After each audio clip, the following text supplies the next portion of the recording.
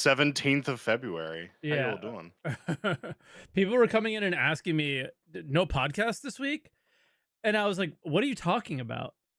It's in Mm. an hour. And now I understand why. Okay, cool. All right, I'm going to put up the intro.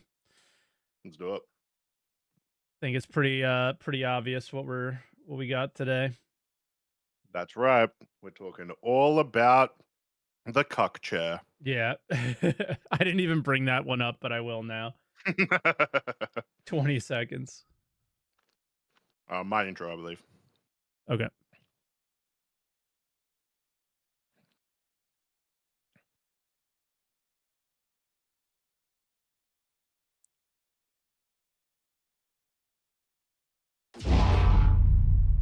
Oh, 7-star citizens, and welcome to Answer the Call, your weekly Star Citizen podcast and call-in show talking everything and anything cuck chair. How we doing, SaltEMike? What's up? I'm doing okay. I'm doing okay. This is scary. Scary week. Because of the news this week, because of what they talked about. Yeah. Yeah. Yeah. Sorry, I could see all the typos below me and I'm fixing them. That's why I'm a bit distracted. How about big fixing instead of bug fixing?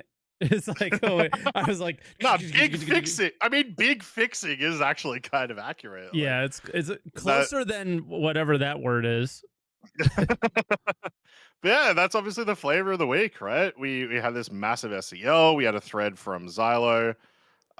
It's I haven't experienced this before, but before we get into nobody it, has.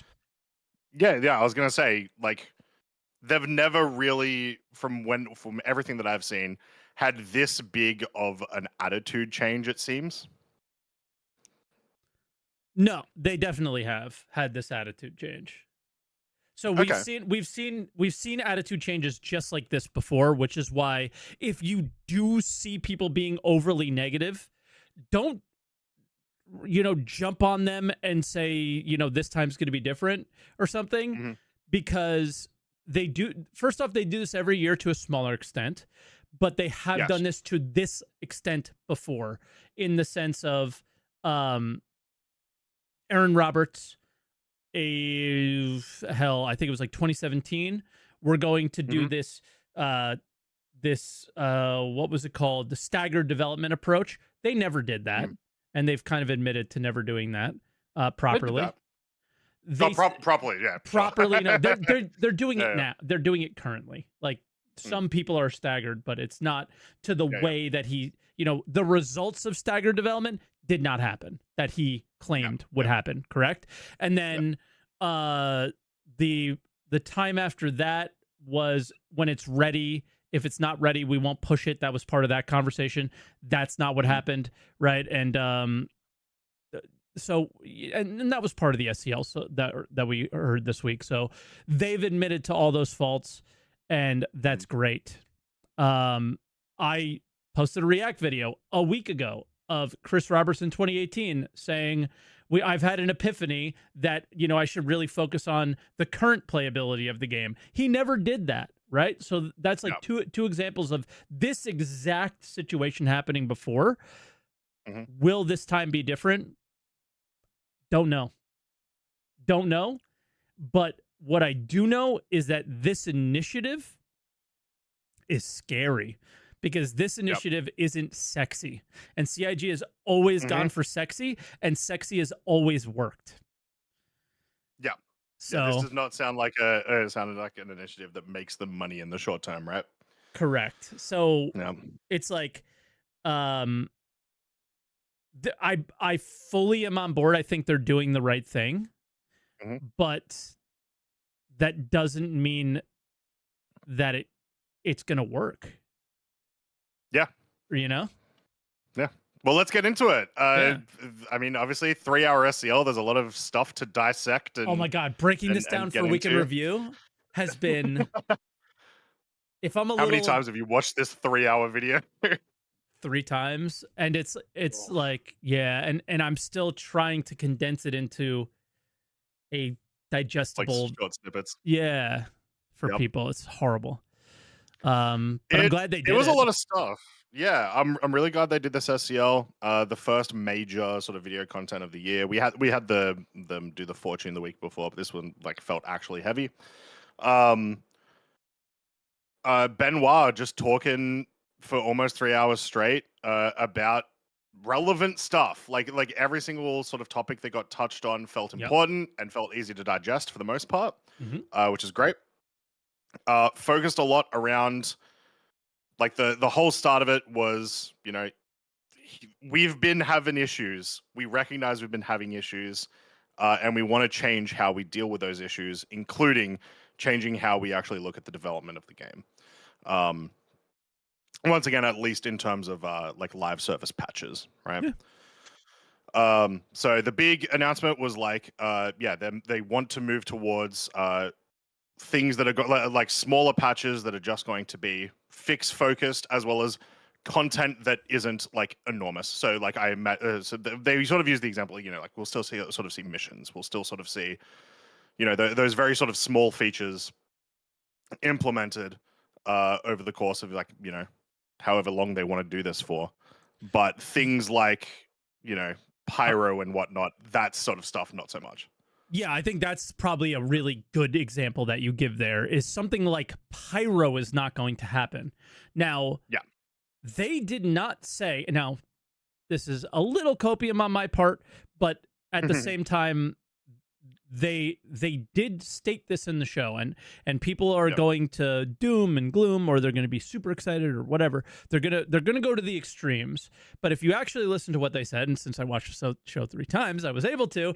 They were very clear on stating that feature work has not stopped. Things like crafting, things like resource network, things like base building are being worked on still. But going all the way back to letter from the chairman, it doesn't even slow it down. It's just not going to be in a live patch.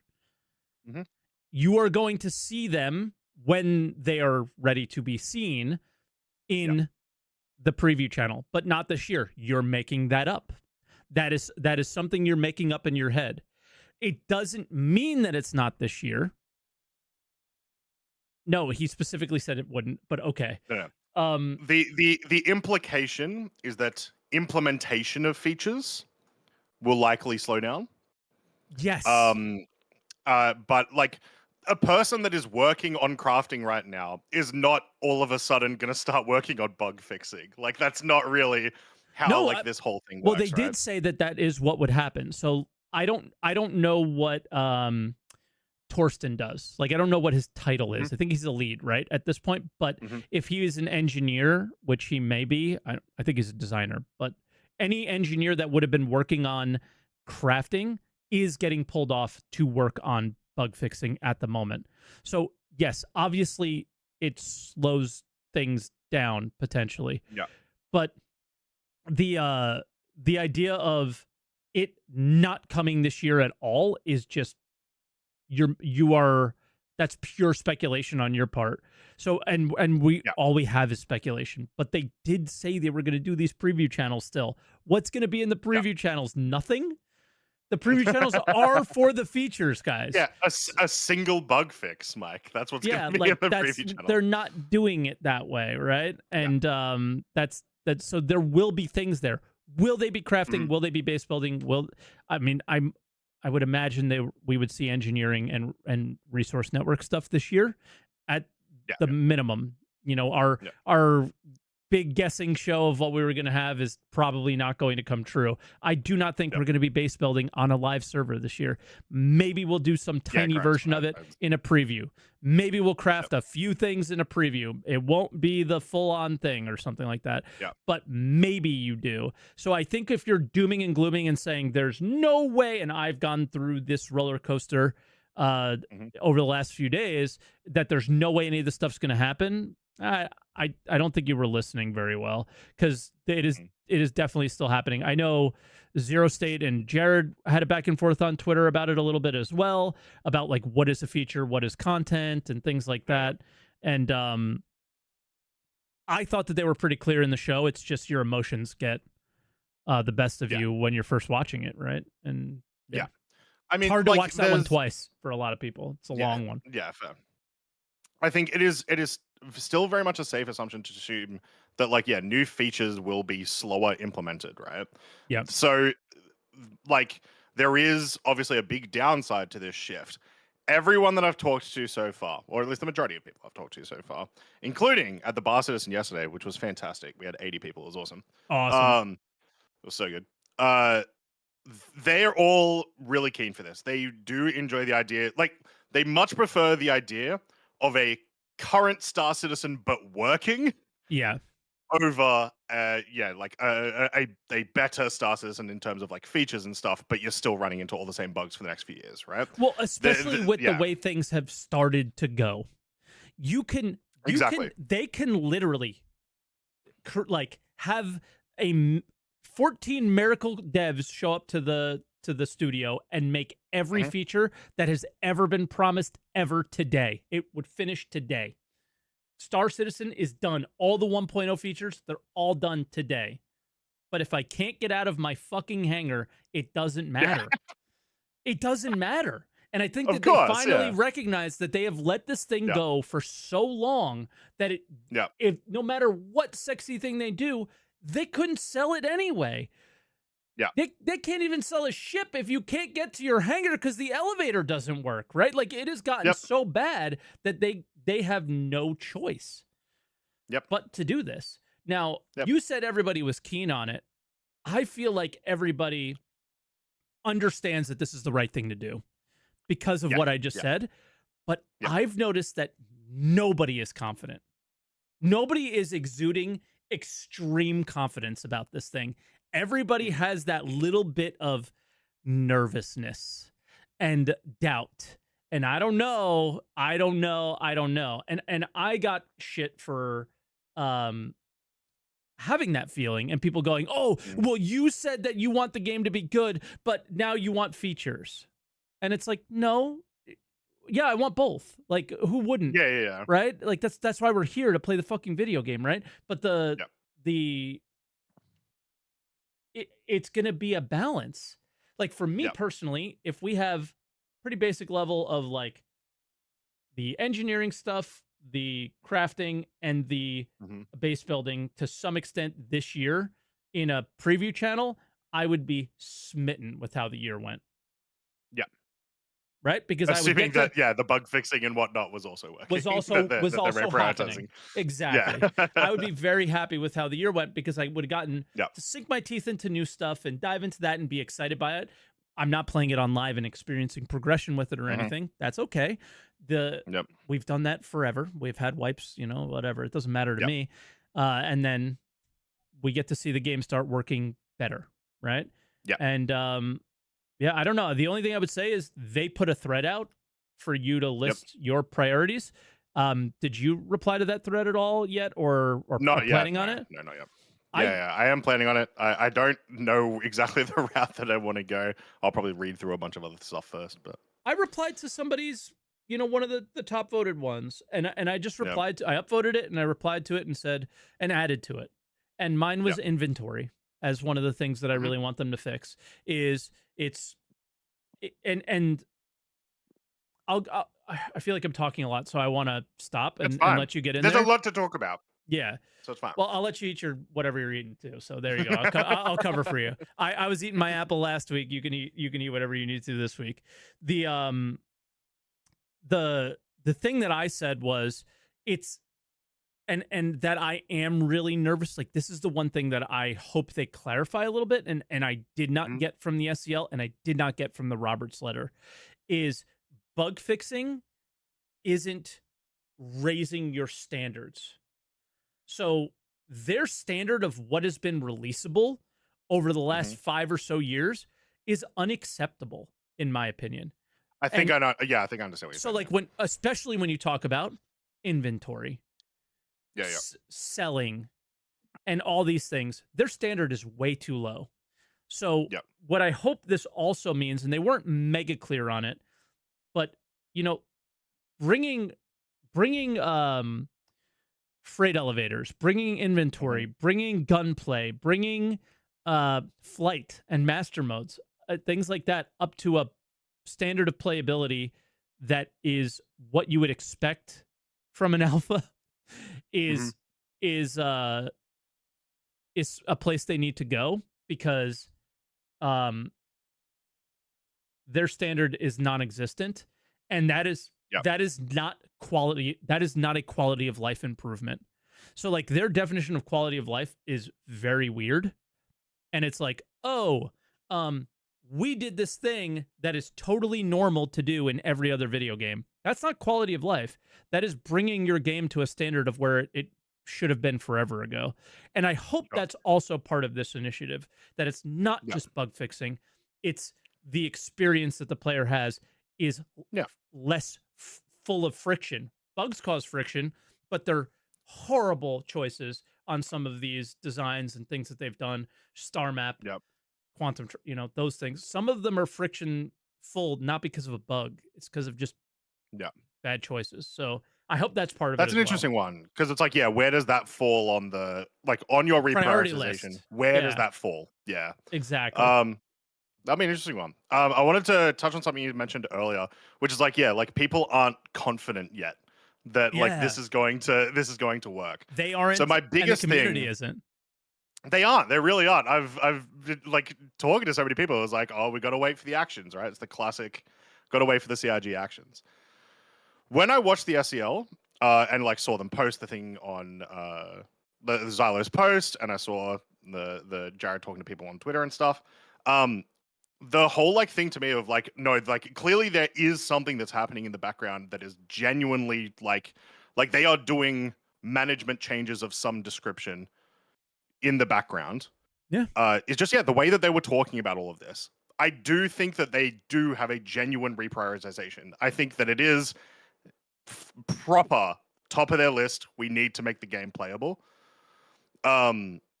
And now for me, so like my confidence is just like, I don't know if they can do it, but it's like, I believe you. I believe you're going to try. Yeah. Like somebody in chat mentions Tony Z, and I've avoided mentioning this the whole time. Like his title changed and it means like he's retired or something.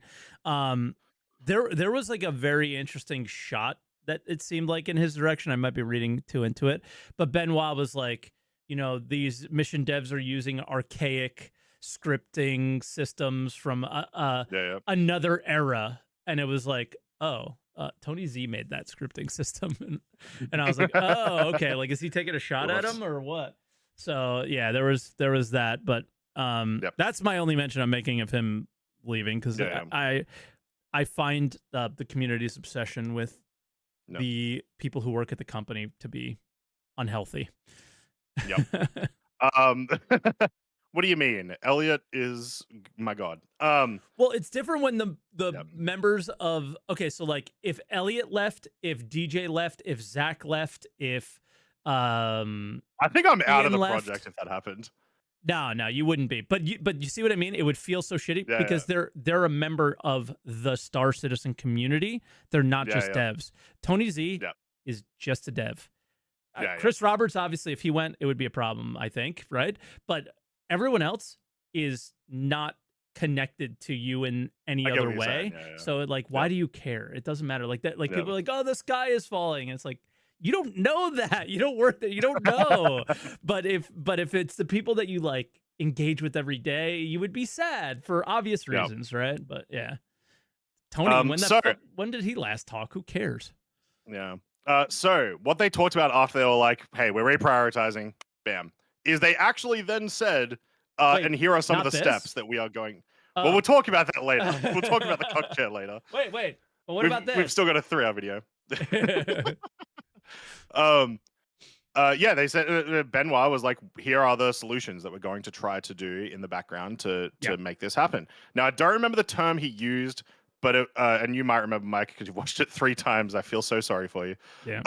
It was fun. There was some term that he used where it was like everyone shifts priority to that because it's a critical issue. The Joker card. The Joker card. Thank you. And I So pulled yeah, out my deck of cards. My wife scrambled them all up though, but I have Joker see, Mike, cards. we're gonna get everyone to play Balatro somehow. Yes, I have my Joker cards. These are really scuffed cards, but I have them. Yep. There you go. But yeah, so the idea is, let's say Elliot or like there's a big issue with missions aren't working, and Elliot is screaming from the rooftops, guys, like we can't get this to work. He gets to say, Joker card, this needs to be reprioritized, and a bunch of people need to work on it. Yep. Now, the sort of obviously they didn't really get into the super specifics of it. I imagine there's a lot of like management stuff that's actually involved in that. But at the very least, it means there is somewhere in the background that they can heavily focus on one major issue, which sounds good. I have no idea how that works in practice, but it sounds like a good idea. Yeah. I think they always had Joker cards before, but it was always Siege of Orison is the Joker card, or the ship sail is the Joker card. And now it sounds like the Joker card is a bug or an experience, which is good. Hopefully, hopefully we'll see. But I have a lot of things clipped out. For a week in review, I'll go through some of the things that aren't going to get clipped out, and I just like listed them. Issue council is really important to them, but they didn't know that there are bots that are literally running the issue council. So I think they were made pretty aware of that during the show. I was spazzing out at that point. I was like, no, they're there. It's really bad. Like, you need to address this. I mean, they talk about that during the show. They talk about that it is a problem and that they're trying to solve it. No. Jared asked Benoit, and Ben was like, I don't know anything about that. And then Jared could see the chat freaking out and was like, can you promise me that you look into it? And he said, yeah, sure, I'll look into it. Okay, I must have missed So, that. yeah. Because I was losing my mind when Benoit said that, because there are literal bots that are running the issue. It's horrible. Which, what a crazy thing. Like, well, they if give you're ships a person away. That, it's like giveaway know, bots but that on is, Twitch. It is insane. Like, holy crap. Anyway. Yeah, it's nuts. Other big thing is one of those devs that we're familiar with that pop in and out. If you guys are familiar with Ian, who showed the now I feel horrible because it's the thousands, lots of outposts. Yeah, lots of outposts. Starkitect. How can I forget that name? I'm sorry, Morphologist, the true Starkitect. He's a flex guy. So he pops back and like he was on CZs, but he's on Squadron 42, and he's just like, he bounces back and forth. So they take him where he's needed at that time. So he's one of those guys. I think they're just going to have more of them, is what they said. So, and that the flex people are only needed like before something's about to get delivered, not during the process of making it. Item recovery is a huge thing for them, and that's what next week's ISC is. So keep out for that. I'm sure that will be the topic that we discuss next week. And they're going to lay out what they're going to do now and all the way up until what they do for crafting. But Jared kind of gave it away. They're just going to give you blueprints and you're going to craft the stuff, and we're done with this bullshit. You're just going to have to make it. Love it. LTP is now a priority. If you lost your CZ stuff, they accidentally forgot to mark them to not get destroyed, some of them, so that's why you lost them. I was gonna say, it was very funny that it was like people are saying LTP is not working. It's like, no, it's not necessarily not working. We just accidentally deleted all of it. Our bad. Sort of. Like, it also doesn't work consistently. There's like, he was like, it's really complicated and we got to get better. It's one of our priorities. So that was good. And they also said that when they get to a problem and that problem requires a rework, instead of band-aiding it all the time, we are going to rework it now. That's where I lose confidence. And that's where I'm like, okay, how long can they hold out for without having to do some marketing? Well, how long can they not market, right? And because rewrites take a long time. Reworks take a long time.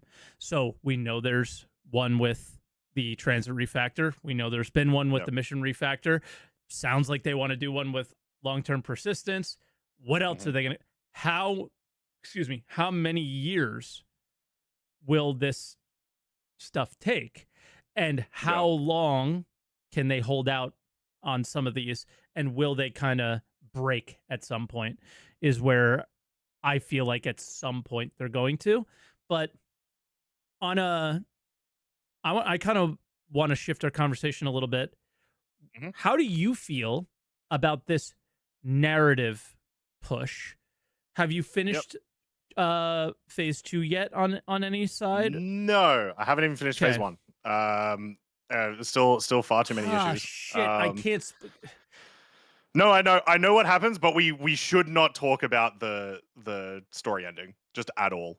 Far too many people here are not Oh. going to know. I know, Mike. I really want to because I know what it is, and I really do want to talk about it. We shouldn't. We really shouldn't. So Oh. Okay. Mike's in pain.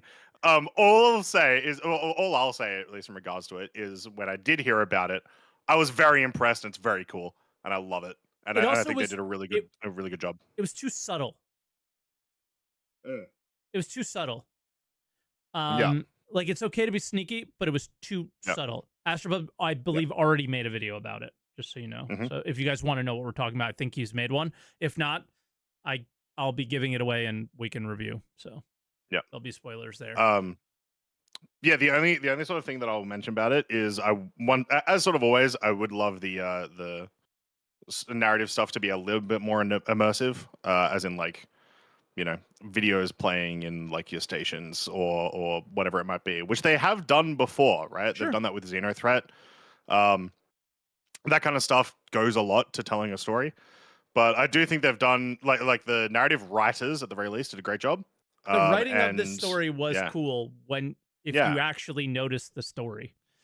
exactly, yeah, yeah. So pay Noticing the story attention. is a harder bit. Yeah, Yes. that's all we'll say. So yeah, I love a narrative shift for sure, and that gets talked about during SCL as well. Is they do like one of the things that will also be a result of them reprioritizing into like bug fixing and whatnot is when we do see content in the game, it is going to be more narrative focused. So things like these kinds of missions that we've been getting, I imagine, will continue. Yeah. Do we want to touch on without too many spoilers? Do we want to touch on? Well, I don't think this is any spoiler content at all. Actually, what's coming next? There was an Evo patch. We can talk about the Yes. Evo patch. We cannot show anything from the Evo patch, but we can talk about it. So the standard rules apply Yeah, there. this is all you. This patch came out just before the Bar Citizen yesterday, so I haven't had a chance at all to get into it. No problem. I mean, it is. I have not gotten into it much either. I have looked at Yeah. the missions. I haven't even gone to the Hmm. locations. I had to ask a question on how to get to them, and Sure. now I understand. So, um, they are doing another event, and as we know, Yep. it's going to be every month is going to be some addition to this narrative content because they want to do a Hmm. patch every month around that. That's something we didn't talk Yep. about from SCL. So that's like one of the biggest changes is that we're Yeah. gonna have a patch every month, and it might not be a huge patch, but we're gonna have a patch every month. And Yeah, this very one, likely that a lot of those patches will mostly just feature like bug fixes. correct. Yeah. This one is what they are calling, uh, Supply or die. yeah, supplier die. But I was looking for where it says it's the jump town in Pyro. Oh, here we go. Yeah. Supplier die is Pyro's answer to jump town from the Stanton system. Now, again, I feel very blessed that some devs hang out in chat. One of the producers for the PU, Phil, was in chat when I was discussing this. Mhm. It is not Jumptown at all. It's not. But when you think about, have they run Jumptown since we've been in a server meshed environment? No. Because imagine 500 people at Jumptown. Hell yeah. That You, sounds like the best thing ever. yeah, you can't. You can't. Yeah, of course. Yeah. So That'd just be an absolute mess. And then like of course yeah, with like anytime you have a lot of people in one area as well, like resource culling happens a lot less because people are still like interacting with all those items. So with 500 people at Jumptown, it would just be a mess. You'll never even get into the building, right? Or the stuff will just disappear or whatever, right? Yeah. This is offering missions of 3 different levels. That's what you said, not me, by the way. Oh, I just said that we can't create the exact same environment due to the player count. Sorry, not trying to put words in your mouth, Phil. My bad. That's how I read it. My bad. Totally not trying to put words in your mouth. My apologies. But yeah, it was just, it's 500 people in one place. Clients would explode. I think it's pretty obvious, right? The and not even the servers. I think the client would, but because you've done this with the Daymar rally. It's a fucking mess at the start, and there you go. Even like the player experience is very, very different, right? Having 100 people able to go to Jumptown is extremely different, just in terms of like how you would interact with players than 500, and it's probably just doesn't scale well. Exactly, and once again, thank you, Phil, for being open with us because it helps so much. They're basically splitting it into a number of different locations that you pick up from and that you drop off to. But what I don't know is how many of those locations there are. So, if you wanted to camp them, you could, and it becomes that Jumptown scenario. What we do see, and I have no idea if these numbers are sticking. I certainly hope they don't because they are insane. To move like 11 SCU of something is like 2 million credits. You get? Let's go. To move finally good pay for the deliverers. Hell yeah. To move what a large mission would be is 25 million credits. Another thing we don't know is on Star Citizen Live, they talked about sharing mission payouts isn't exactly how they wanted it to be, but they do want you to share the reward. As in like the reward is the same for everyone. So and apparently there's a buy-in of 3 million. There's a new commodity. It's called like Detratine or something like that. And but then there's also iron, copper, RMC, and construction materials. So if we go bring it all, the why we're talking about this now, because we're not actually done talking about SCL, is we're bringing it all the way back to the narrative content. The content that we're making is going to use what we have. So now you can create your own RMC. You can create your own construction materials, or you can buy them at a station, or you can get them from you can pirate them and get them from other players. And it all mine your iron, mine your copper. Mine your iron, mine your copper. Exactly. So you can play this mission the way you want to play it, which is cool. Will this lead to mining missions? Don't know. But hopefully. And that's the thing about, you make a really good point, is and that's Vam from Twitch chat, by the way, if you guys are watching on YouTube. That's part of what I think we might get in terms of like when they talk about what is content versus what is features. It's highly likely now that I remember them saying like we needed a little bit more help to make mining missions. They were planning on doing it a long time ago. It was supposed to be introduced the same time as the salvage missions originally. Yeah, and they needed more tech or something they were saying. I can't remember. And now they have the opportunity to do something like that because they're not spending all their time making these big grand things. Will mining missions change the game? No. But will they be fun for that month while you go into, waiting for the next patch? They might be, yeah. Plus, regardless, it creates a new avenue and therefore more complexity into just like the whole feature. It's new content. Even if it is small, it matters. It is content. It's new content. So yeah. So I don't know. It's cool. So we'll see what happens, and can I link this page? Sure, I can. And if Croncy, if you want to grab it, you can. Yeah, I very much doubt those numbers will stay. The like getting like the 25 million Yeah, stuff. that's nuts. But it's once again, it's like day one of Evo. So Yeah, like we talked about like yeah. sinks and faucets, like that's a fire hose. That's a dam Yeah. breaking of a faucet. So I'm not really sure what they're Exactly. going on with these missions. Like I was just doing cargo missions before we did the show, and Yep. like you just make money hand over fist in the current game, and I'm not sure what they're going for here yet. Mm. I hope it's like, all right, we inject lots of money, but you're gonna start losing your stuff soon. So you need to buy it back or something. Like Yeah, I don't know if this that's could what be they're like a going for. precursor. It could be like a precursor to them starting to mess with claim timers. Yep. Or yeah, permanent inventory loss. We'll see soon, I imagine. Yeah, like you 'Cause can't complain about your 890 jump costing Yeah. this much to expedite because you literally have 1 billion credits in your account. Shut up. Yeah. But Go then buy another one. but then again, it's then it puts us in the exact same situation that we're in now. It changes nothing.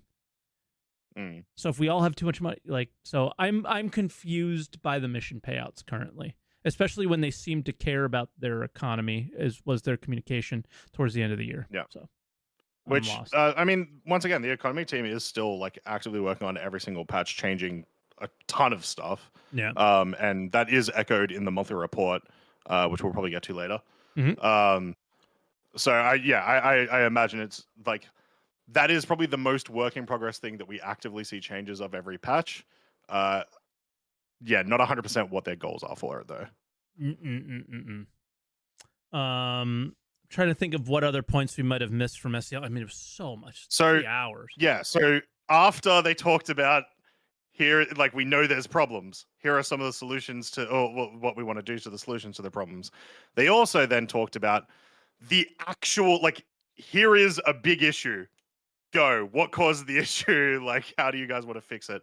And that was like a solid hour of the show, hour and a half of the show was just them going through those, which was cool. It was like really good to see them go like, I can't remember what the thing was. It was like one of the ways that it might have been staggered development where they said, yeah, it's shit. It didn't work or whatever. It was something that they were talking about. And it was kind of cool to see them be that candid about, I think it was the hey, yeah, these things go. really did not work. Go, no go. Thank you. We just Yes. ignored it. Yeah. They're like, it didn't matter what we didn't. We never had the meet. Like it just we went no matter Yeah, what. it just became go. Yeah, is what they said. And then yeah, them talking about like all of the big specific issues was interesting because it sort of gave me, at least me, a little bit more context about like why these things come back all the time. But then Benoit still presenting with like, and here's why we're going to try to fix it or how we're going to try to fix it. Yeah. With like this new attitude. And that was like the majority of the show. It was very informative. If you have not watched it, still definitely watch it, or you can watch SaltEMike's Week in Review coming out tomorrow. Make sure you guys check it out. But I'm sure I'm missing things from in that one too. Yeah. You know, it's like there is a lot of things to miss. Yeah. To be fair, so yeah, and there's a lot of things to see. So yeah, it's one that throughout the week just slowly get through it. I think it's pretty good. Towards the end, like what you were just talking about, I don't think that was as important to listen to. But if you are really interested, then go for it. But the like why a bug is broken, I don't care personally. That's just me. I don't really give a shit. I just want it to work. Yeah, but, sure. Yeah, I think the theme of it is that they really want to make a change. Mm-hmm. They're going to, take some people off of features potentially. They are not going to push a patch that has to have a certain feature in it, which is, I think, the most important thing. They will not be doing the, like this has to be the Pyro patch. Pyro patch will be when Pyro's ready, which I guess they kind of did, but Pyro clearly wasn't ready. Yeah, they did it. They did it sort of, but at the worst possible time of the year. Yeah. Well, I mean, what I mean is like, we went from like 3.18 and the next patch was supposed to be 4.0, and then we went all the way to 3.24. Yeah. So like they did keep pushing it back because Pyro wasn't ready. But I think we can say for things like engineering, base building, crafting, who knows, even maybe social things that we saw at CitizenCon last year, armor, all the things that we saw last year. If they had a plan to release those in a certain patch quarter this year, that's not happening. It is going to be we are going to put those through the paces in the preview. If they're not ready, then they're not coming in whenever the next patch is. But if they are ready, they will. Yep. So it doesn't mean there's no features. It just means the priority is on bug fixing, because there's no point in those features if you can't enjoy them. So yeah, I think they finally recognized that, and it took for the game to be literally unplayable in order to do that. So yeah. I was going to talk on that a bit. Is like why What took so now? long? What pushed them to do this? Right. It was Lyric. It was Lyric. It was just Lyric. Yeah. Well, then why didn't that happen last year when Lyric played and he had the same terrible experience? Exactly. I think there is a couple of things. 4.0 obviously was a shit show, and so that would have done a lot to sort of inform them of all these issues. What I actually think happened, and unlike what Space Colored is saying, I do not think it is an income thing. I think they got a bit of a shock when they were like, holy crap, we're going to really be releasing Squadron soon. We're going to be getting so many more eyes on this game. The actual worst publicity we can get about this game That's is income. people jumping it on. Oh, sure, yeah, but that's like future income, right? Yeah, I'm saying it had nothing to do with like ship sales from last year type thing. Yeah. I think they were like, holy crap, like if the game is in this state in a year and a half, 2 years time, the project will fail. Yeah. Yeah. 100%. And I think, yeah. So I think that's why they're doing this now, why they're in that mode at the last possible minute. I'm happy they're in it though, for sure. NYTRYL in chat says, we want features, not bug fixing. Who are you? Is this guy the president of everyone, of the entire community? It's the person that was in SCL. I did love, like, yeah, Jared called someone out. Like, as everyone apparently in the SCL chat is like, love it, bug fixing, yeah. Someone said that. And then Jared just shat on them. Yeah. Cutlet put you on his kill on site notepad because you said he was wrong. But joke's on you, Cutlet. I don't need you to kill me. I blow up myself. Yeah. No, I think you are kind of on it, but they made the whole idea of it, if it was about money, they made more money in January than they ever made in any January ever, I think. So like, I wouldn't be surprised if that's the case, game's in a horrible state. They're still making money, which is nuts, right? But I think they do know that last year it was a struggle to make money. We talked about, I brought it up a million times, how many times they did ship sales and how far they had to push and how much they had to squeeze money from that stone to get it out. And I just think they realized they probably couldn't do that this year because of the state of things. And, and Morph pointed out, plenty of people pointed out the lack of new player acquisition it's gonna hit them. Slowed down a lot. Yeah. The to support your point, we had the biggest CitizenCon of all time, and October last year was like the worst October in 3 years. Yeah. In terms of revenue. So like what does that sort of say to you, like as a company, when you see that? You mean like, holy crap, so many people want to play the game, but they're not spending money. Why? Well, it's like, well, they can't play the game. Probably because we can't play. So yeah. It's likely a combination of a bunch of things. One of the things that Benoit specifically said, like later on, is like, all the directors are on this, like all the directors of all the areas of the game are on this initiative. Also sort of says to me that like, no, this was also like a higher up type decision. Like this was like this. It can I only don't think come anyone from there. fought against it type thing, Ooh, I wonder if that's true. Like I wonder if people I wonder if people in marketing, like we know the marketing director isn't there anymore, but that doesn't mean that there isn't a new one, right? Yeah. And I imagine there was like, but how am I going to sell this? I mean, another thing from Star Citizen Live, I'm sure we'll bring it up throughout the show. There's going to be less ISCs and SCLs and all that stuff. And I mean, I'm sorry, like Morphologist has a ton of referrals, right? Board has a ton of referrals. A lot of people have a lot of referrals. The channel that has the most referrals is the Star Citizen YouTube channel. I would almost guarantee it.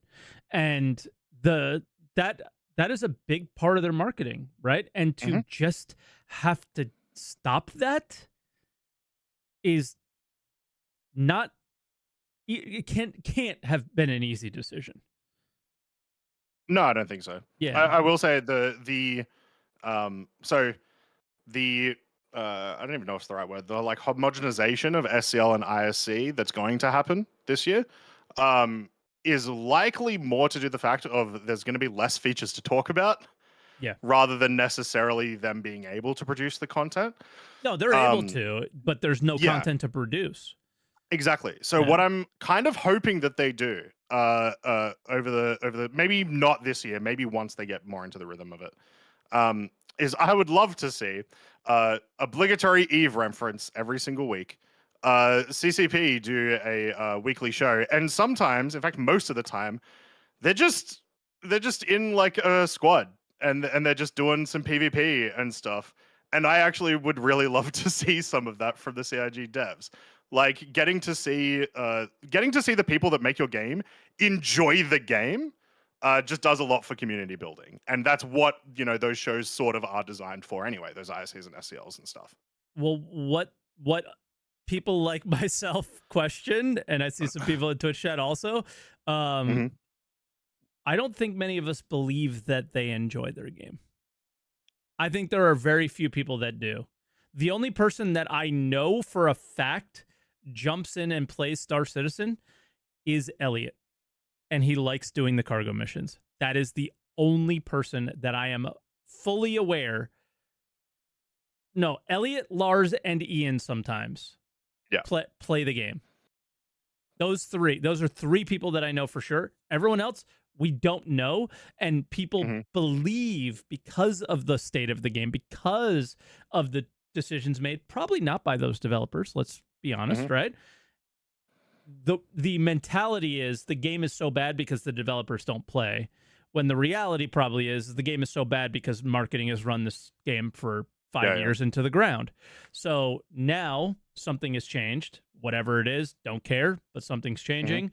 Oh yeah, Torsten plays as well. But Well, the thing, no, there are definitely a lot of CIG devs that play, but exactly what you just said is why I want to see something like yeah, this. Because I I agree. guarantee there are a lot of them that actually play. No one gets to see them play. No one gets to see them actually enjoy the game. And I'll add on to it. Hmm. The Todd Pappy, rest his soul, he came on a show one time and just played. Hmm. Came on an SCL and just Yeah. played, and his knowledge of the experience, that he knew how to play, Yeah. that he knew all the bugs, knew all the bad experiences, knew what was going on, just Yeah. took my confidence level to like a billion for him, because it was like, oh shit, Yeah. he's not just some leadership guy that doesn't know Yeah. what's going on. He's not just some shitty manager, that. Yeah. So it helps. Yeah, Yeah. it helps. So yeah. So I agree. So CIG weekly jumps into contested zones is what I expect to Yeah. see this year. I mean, But yeah. absolutely. Somebody asked what SLA. It was a long time ago, man. Like they weren't in the basement, but it was. I'm pretty sure it was like old school LA studio stuff. Mhm. So like in that back room where everything echoed like crazy. Yeah. So yeah, it was a while ago. So I don't know if I could find it. Look up Todd Fair enough. Pappy. Maybe you'll find it scrolling through on their YouTube channel. Yes, CIG join up with Space Color to do pirating. Like that sort of stuff would be sick as hell. Yeah. And it would just like now that there's going to be a little less video content, I think it'd be a fun sort of suggestion for them to do. Yeah. The lore team one thing- going through the narrative missions, right? Oh There's my a great god, one. yes. And yes. plus, you know what? those Bring guys, back lawmakers. Yeah, go. Those guys like when they get together, their banter between each other. The lore Yeah. team is no offense to any of the other devs, like them as a collective seem like they go out for beers after work all the time. Like they're all friends, and you just feel. Well, yeah, just they've got their vibes from them. D&D game afterwards, I imagine. Yeah, Isn't that like- how all lore teams work, right? I have no idea, but they're awesome. So But yeah, like bring back like Lawmaker's Guide to the Galaxy, but as like an SCL type thing, where it's just like, hey Yeah. guys, let's chat lore, let's go. Yeah, but I would do it with them going through the narrative missions and being, like going through phase 1 and giving the hints towards the end of phase 1, maybe. Doing winks every time, like Yeah. something to the thing happens. Yeah, it'd be sick. Now the actual content itself, I was a little confused, but I've since rewatched it. So yeah, so ISEs and SCLs are essentially going to like rotate every week. We're going to get like one or the other. The new show, which we got to experience like previous week, the ship, what is it? Ship something, the new monthly one. Yeah, ship breakdown, something like that. I can't remember. Ship breakdown, yeah. That seems to be in addition, because next week we are getting on exactly. So next week on Behind the Ships, thank you. We're getting a one on Tuesday, which I believe is going to be about the Heartseeker, from what I can tell, or just the Hornet 2 at the very least. And then we're also getting a, I believe, an ISC, not an SCL, like a more video structured one next week. Oh yeah, definitely an SCL or not an ISC, excuse me. Okay, cool. About the item insurance, I'm pretty sure, right? So, yeah, but just bringing up the sneak peek for the reference is that's a Super Hornet. So, yep, I'm so sick of Hornets. I was sick of Hornets before the Mark II came out. I just can't stand them. They're so boring. I'm thinking the same thing. So I don't know. Like, is this thing just gonna crush the Mark II now? Like, what are we doing? Like that's the other thing. Mark III incoming. That's the other thing. Is their marketing gonna go down the power creep, like insane? Because that is one way that they can still just rip money out of people's wallets. Could do that. They could do that, but like I don't use any of my Mark I Hornets, and like I love those ships. No. It's like that's sad. I'm sad now. All right, we've talked about the SCL for roughly 50 minutes because there was a lot of stuff in it. Genuinely, go watch it. We would have missed a ton of stuff ourselves. Yeah. But it at least shows that they are expressing a change in attitude. As always, we'll see what the first few patches over the next month or two happen, and sort of if that confirms what they're saying they're trying to do, which I am optimistic about it. Yeah. Anything on the month report other than it was kind of a nothing burger? Not a ton of stuff, mostly because a lot of it got covered in the November-December report. The January report's usually quite short because they're gone for about that first week or so, and then it's a planning month, right, for most of the year. We're still getting the Valacar. We are still getting the Valacar. Not just the big one. All of them. Yeah, they specifically say animations for all sizes. Mm-hmm. They talk about a new type of AI that they're wanting to introduce. Spec Ops. Yeah. Not that. That's not what I'm referencing. That was going to be the other thing. It sounds like a mission giver, based on what they're talking about. It's in like the literal like first paragraph of the monthly report, but it's very vague still. So it really could be anything.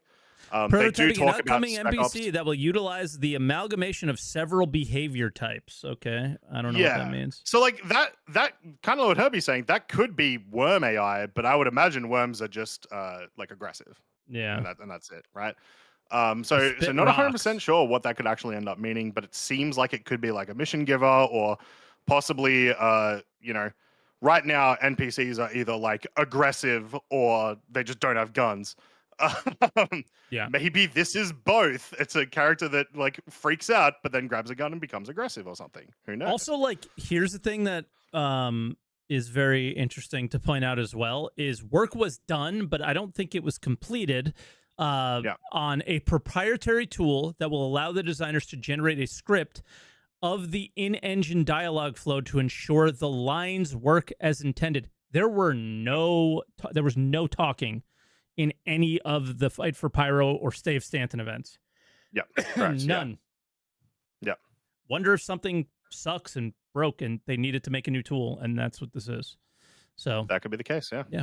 That would be nice. So yeah, that sort of stuff's still getting worked on. They talk a little bit as well about some like carryover AI from Squadron as well, which I just assumed they were different AI, but cool. That makes sense. No ship section this week.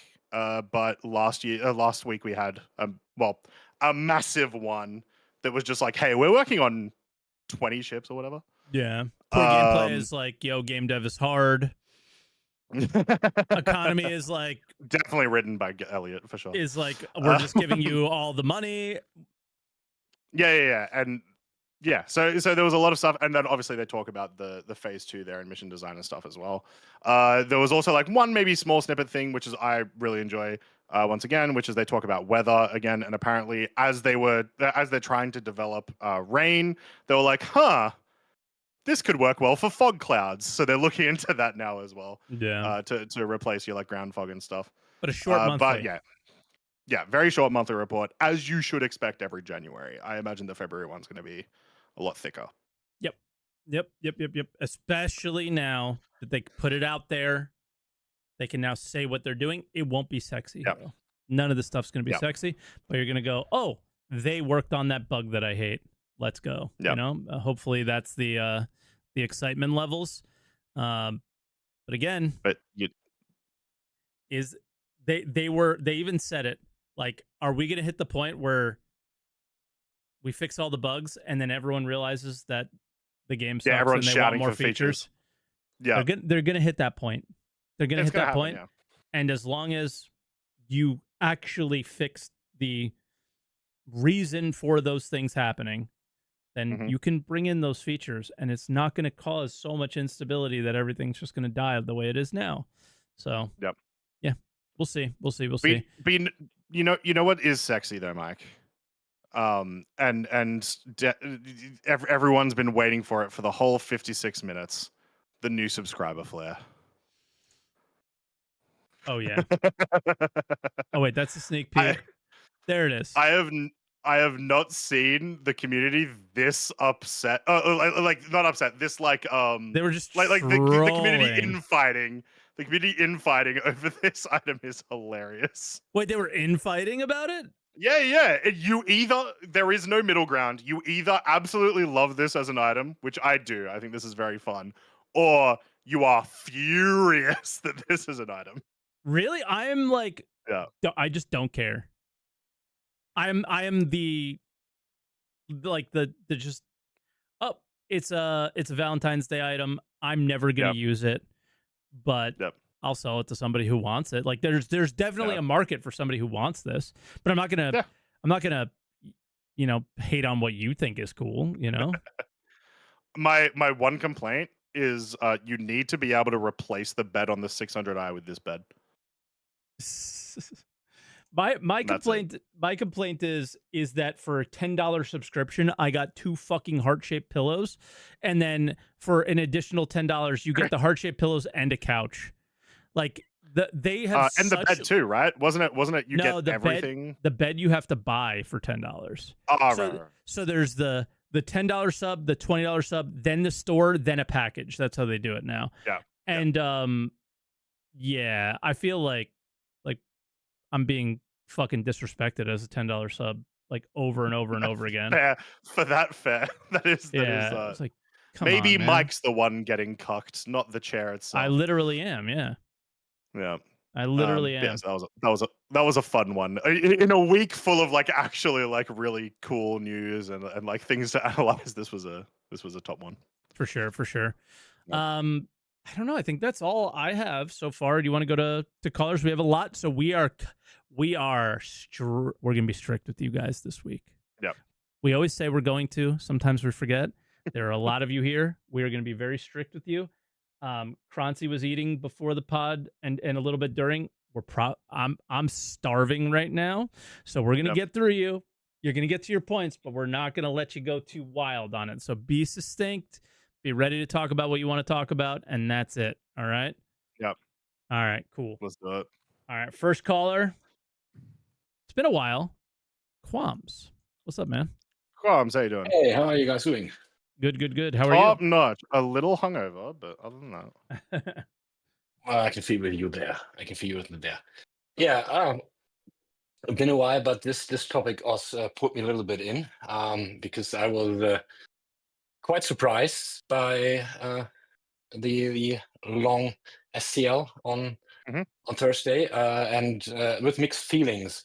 Maybe a little bit of background there. So I'm responsible for 40 software developers in a company that deals with robotic systems and sensors that go in pretty harsh environments.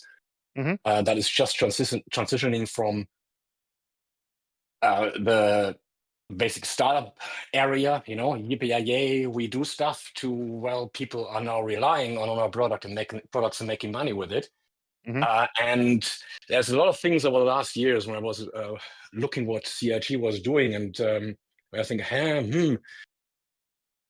this looks familiar. I think I can sort of guess what is happening behind the scenes. I mean, we all always have to take into account that none of us is in the company. We don't know the processes and stuff, so we have to be careful what we say there. But Benoit was always up to now has always been my favorite to interview, because he's just so open and honest and really brings forward what he's talking about. For me, I hope they make it. I think they're a year to 2 years too late. Yeah. Because the point really is, and there were a couple of people in chat saying, why it's not a finished game? Why start bug fixing? I think we need to look at Star Citizen a little bit different in a way, because the real thing, it's a sandbox game. So the real thing, the core product that needs to work is actually the simulation and the how to deal with, we'll say, feature simulation part. I guess so. Every time they talked about the way how they architect this thing, it looks a lot like things like mining or salvage are basically whatever modules or other stuff that are called in the main simulation loop of a thing. Okay. So you can basically add stuff to there. So for them, you can change those while you already have a really stable base system, which at the moment, I mean, seriously, it's an absolute nightmare. I had a lot of fun with a server meshing test before Christmas, but I only logged in once since Christmas, and that was just such a horrible experience that I stopped. And then I always look into Mike's streams and see Mike cursing, like, okay, you know what? No. Well, Mike would be cursing if it was working as well, so it's okay. This is so effing awesome. I just want to interrupt you to say, like 100%, I agree. The biggest thing that people see, some people seem to forget, is people play the game right now as a live service game. A lot of people, even with how terrible it is all the time, people try to buy into the game and try to learn the game as a live service game. That is why bug fixing right now does need to be reprioritized over features, because people want to play it. I had 4 people show up on my channel today going, hey, this game looks really cool. Would you recommend it? No. Exactly. Because even the studio wouldn't recommend it to you right now. So it's an easy no. No, I'm in the same situation. I love any kind of simulation games. I'm in the other big ones that are hopping around from normal, real life things like flight simulations down to the space part. And I have a couple of friends, and you're hopping on Star Citizen. Can you sort of, is it a good idea to come in? And I'm like, if you're really, really, resistant to pain or a little bit masochistic, yes. If it's working, it's just awesome. The point where I'm with Mike there, the thing that I fear a little bit, or that I'm curious about how it works out, because fearing, I mean, it's a game you play, is the making money part. Because they always have sold everything about new features here, new stuff there, get something in, super cool video, everybody like, oh, and I mean, then you look into the game and just the whole thing that they sort of put in their super video doesn't work left, right, and there's bugs that you say, hey, it's running so deep that I don't know, hey, how do they sell it? How does the income stream going to work? Which will be pretty interesting. We will see. Yeah. Well, I wouldn't. Just on that, I wouldn't be surprised if, like, one of their, when they decided this, you're like, what are the pros and cons type things. Wouldn't be surprised if on that list is like, we can make more money on people if they continue to play. And that's like one of the big sort of draws to this kind of initiative, and may have also pushed them across the line to make them do it. Yeah. I mean, they have to do it. I mean, I've been myself on a smaller scale in these situations. You must imagine software can be, and SaaS is an extremely complex machinery with a lot of little turning wheels and stuff that go into each other. And you poke on one end and suddenly change something on the full other end changes. And what these kind of systems, when they're growing, what tends to happen is that they become absolute monstrosities, where you can best compare them to, like, you have a nice thing and then you start strapping on other cool parts with hot glue and cable ties and duct tape, and this thing just grows and grows and grows. And when you reach a certain point, you are just so deep in the shit, so desperately deep. You're basically already using the scuba diving bottle just to stay alive. So deep you're in it. They're To a get out of that. submarine at this point. Yeah. They're a nuclear sub in it.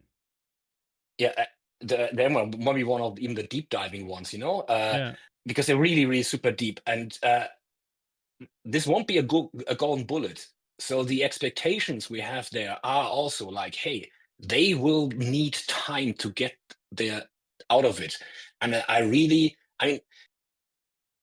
when Star Citizen works, it's so much fun. Yep. It has this immersion thing, even just hanging out in an asteroid belt on one of the Lagrange points with what I love to do with my and doing salvaging, with the vulture. You can do that for 3 hours, and I get up after a really hard working day, 2.5 hours working and I'm just relaxed, and I'm just like, yeah, it's cool. It works. So it can be. But this is really, I don't think that they have ever been in such a critical make or take thingy. This is the basically, either they get it over the line, either they, in 12 months we are saying here, hey, replication works, this works, that works. It's finally there. You don't have to fear that everything goes away when you store your ship or when you land or anything. If they don't get there, I don't think that this project will come to a good conclusion. No. And that's the fear, I think. And also that's where we'll leave it, because we gave you a couple extra minutes, I think. But the sorry. No, it is what it is.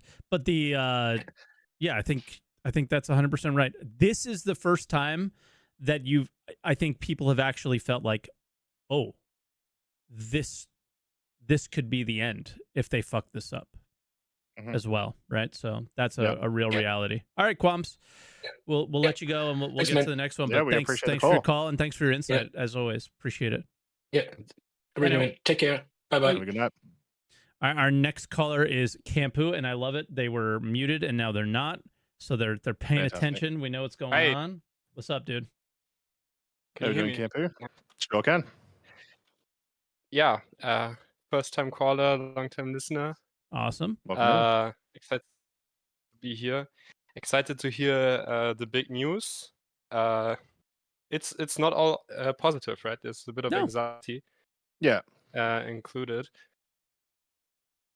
And you have to ask yourself, is this game like ready to support all of this, like stable environment stuff? Because I'll be honest, I'm like a typical Star Citizen player. I don't actually play the game. I have a lot to do. And spending longer on the Hangar website. Yeah, well, thankfully not. I bought like a Caterpillar, and that was it, many years ago. But yeah, anyway, it's not really worth my time right now at the moment. Like, I've realized that I'm a student and I work part-time, and then I'm wondering if it becomes that, and I play this game and I grind some money, I get my ships, what then? Nothing. I'm not sure. That's where they're gonna. So I think the part that we're missing is if they get some of the nasty ones, they could start to probably creep in features. Like, I'm sorry, elevators are horrible. There's an elevator fix, hopefully, in 4.0.2. They were talking about another thing from SCL we didn't bring up is like the self-healing stuff that they want to do. That's going to be in 4.0.2, apparently. So if that's in there, then all right, we're dealing a lot less with elevator problems. They might take longer to get to you, but they're going to get to you. And then it's like, all right, some freight elevator issues. If those gets fixed, then what could they do? And I don't know, list off whatever's bothering you. But then, yeah, so I don't think that we're getting nothing. And I do think that they could help.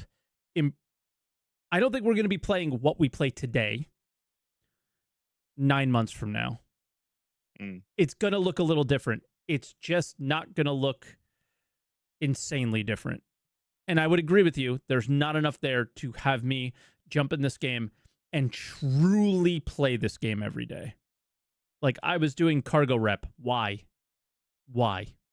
There's no reason. Like, none. Yeah. There's no reason to mine. There's no reason to salvage outside of, this mechanic's kind of fun. And for me personally, it's a background to chat with you guys on Twitch. It's fun. But yeah, I agree with that 100%. But I took up enough, so I don't want to talk anymore. Yeah, I was just gonna say, which is like that goes back to their point of them saying like we'll probably get, well, if this works, we're gonna get to a point where we're going to need features because people are like, everything works now, everyone's bored because they're able to do everything and they're just done. And like there is a lot of sandbox stuff you can do, but there's only so much. So I think what we'll see, and also sort of with what they mentioned, is, like we said, we will still be getting content. I imagine the mission team are going to continue working on stuff, especially once people are able to finish everything because they can log in frequently. Working on some more high-end stuff, some more late game type stuff. I think in the SCL they also specifically mentioned like the mission team has had a lot of problems with like the old code and the old refactor. So that could be like a potential blocker for that type of content. What I'm hoping is that we at least get soon enough fixes to enjoy it for like 6 months, and then go from there. See what it looks like then. Yeah, I don't know. I'm just excited to be able to say that like Star Citizen is my main game. I backed a long time ago, and I'm excited to see that. I just right now I don't think we have all the features, but I don't really think they have a choice at this moment. They really have to fix this, or else I don't think people will just pay forever for JPEGs, And I wouldn't say that much. Have you seen anyone play a gacha game? I mean, I won't continue to pay for JPEGs, but I wouldn't be so sure that they wouldn't. But as we've mentioned, probably one of the biggest issues in terms of them funds and like the future of the game is the new player acquisition. Yeah, I because I see a lot of people. I think Mike, you said this too, that you're nervous about the funding. I'm not sure. I feel like the game can sell itself on YouTube. Like you can make great videos about this, especially if it works.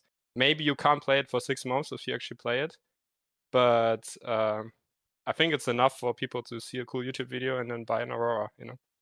Yeah, except there's been plenty of people making cool YouTube videos, and not as many people bought Auroras last year. So yeah, that's I mean, that's what has to work. Yeah, exactly. So people can do that and all of that.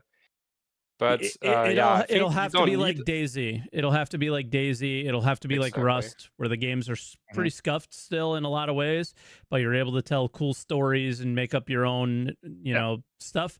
And if people are able to do that, I think you're right. It could probably draw some people into that. That's not my style of content creation. It is my style of content consumption, though. And I mean, I think about playing DayZ all the time because of the videos I watch. I don't do it, but I think about it at least. And I bought it. So you're probably right. And that's also a cool game. And I don't think you really need a lot of features, like just a kind of player trading, some Keep real it simple. unique and valuable like progression, all of this, and then I think you're good, right? Some crafting maybe. Yep. Yeah. I'm just it's kind of a meme, but do you guys think we'll see all the 4.0 features by the end of this year? No. Something you'll get fully cut for a while, probably. Yeah. I will say we'll probably see kinda most crazy. of them by the end of the year. Like I imagine we will see engineering. I don't know about fire. That looks like it could be like a buggy nightmare, honestly. Um, And just not the necessary.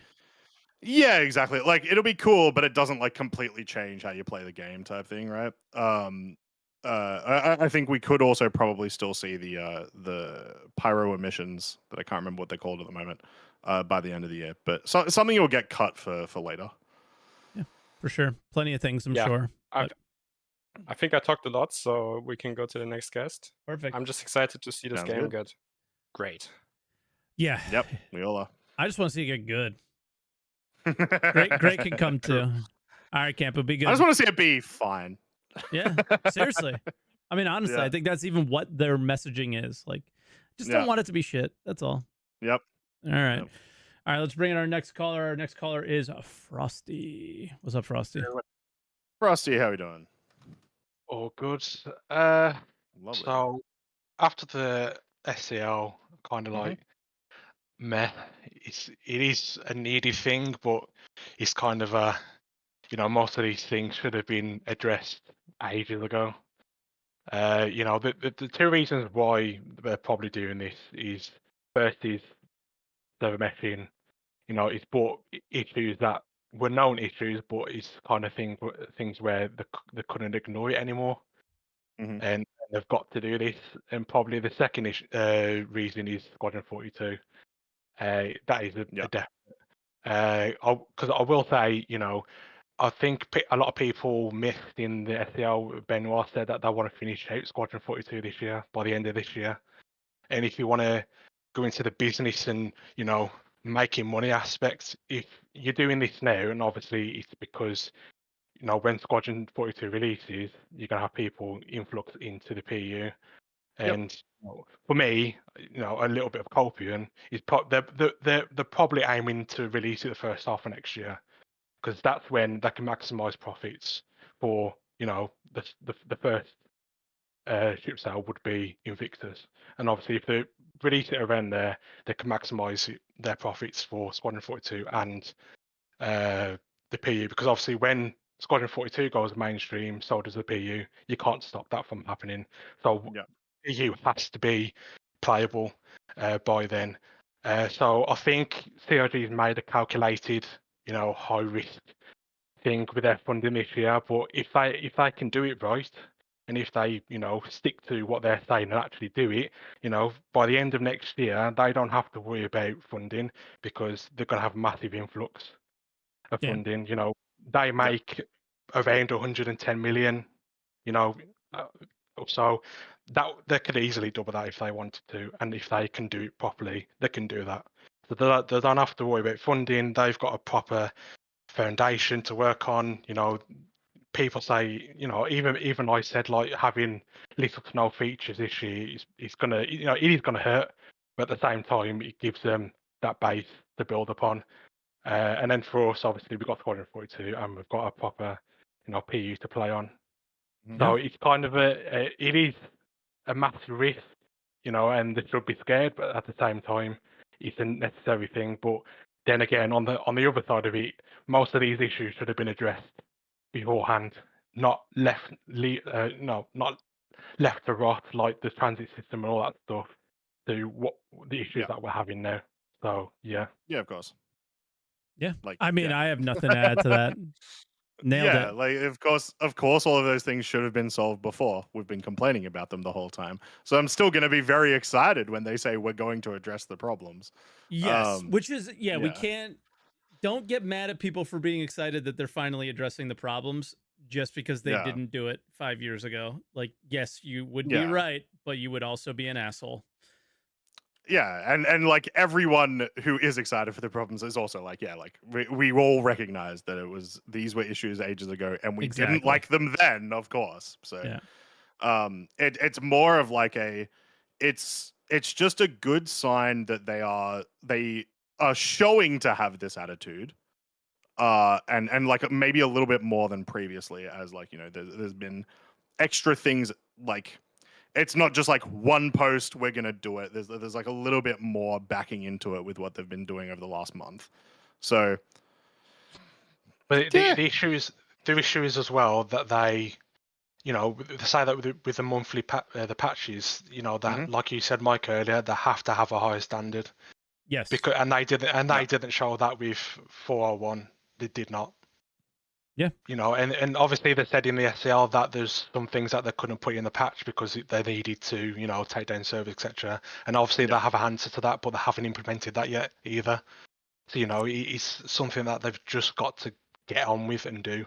And another thing as well with sitcom this year, I don't, to the extreme, that's one thing that would really surprise me if they cancel sitcom this year, to actually focus down on these issues. Zero shot. Yeah, it would straight up never get cancelled. What might happen is that the show changes a little bit. Yep, it maybe condenses a little bit, or they focus less on new features and stuff, and they do something else. There's no shot it would get cancelled, honestly, just because it's a huge community event. If you cancelled it, that would just be bad for the community at the very least. Yep, true, but they can do what they want to do. Really, it's down to them or what they think that's right at the end of the day. But they just need to turn those words into actions. That's all I've got to say, really. I also just turn on my light so everyone can see my dog Supermaning over here. Nice. I did just want to mention right now, because you reminded me of something, Frosty, that we did not mention about the SCL. Was that they mentioned, monthly patches, but also Benoit said they are looking into regular downtimes or more regular downtimes, which does not necessarily mean like a weekly downtime, but the sort of implication that Benoit was saying was, if a patch is terrible and it needs a reset, we'll do it. We're gonna do it, yeah. Fantastic. So, anyway. Yeah, that's all I got. All right, Frosty, thank you. Cheers, appreciate it. And as always, thank you, Frosty, for everything, because Frosty's our mods. He's awesome. People in chat were putting their hands up like, oh no, Frosty's here. Hello. Right. What's up? Next caller is Pepic Walrus. I made sure to make sure my mic was working this week. There you go. Oh, good. Frosty kind of stole my main talking point with Twitch. All right, all good. Head off then. Cheers for the call. Yeah. Talk to you later. But I just came in not to do a victory lap, but during the 2025 call-in, I did make one of my predictions being that they did mean this focus on stability, and here they are doubling it down again. I think the way people need to look at this is, if Croncy, as you've said, if Squadron 2026 surely is the year of Squadron, 2025 needs to be the year of getting Star Citizen ready for Squadron. Exactly. Yeah. It's, they need to make sure they can capitalize on the PU, or on Squadron release for the PU, because they're going to be tied together. Oh, yeah, for sure. And I mean, vice versa, too. Like, would you buy Squadron after playing Star Citizen? Like, it goes both ways, too. Right? True. Where they're really going to make their money, I think, is on Squadron, because that's where their investors will probably make. I think that's what their investors invested in. Yeah. And then the marketing of Squadron. I think they're going to yoink all that money straight into their pockets, most likely. So they want that to do really well. Yeah. But that's just speculation. I'm just guessing. Yeah. And the target, we're already bought in. So I mean, they need to make sure they're going to be hitting beyond their current sphere. So they need to start hitting the Game Awards and games, returning to Gamescom as well would be interesting. Just like a trailer or something, like, hey, come see more at CitizenCon. Yeah, they'll do they will do the whole regular press tour type thing. Once we get closer to a Squadron release, right? There'll be trailers at Gamescom and the Game Awards. They'll be at PAX. They'll be at all these other locations. Where they won't be is in Australia, because they keep not coming to buses in Australia's.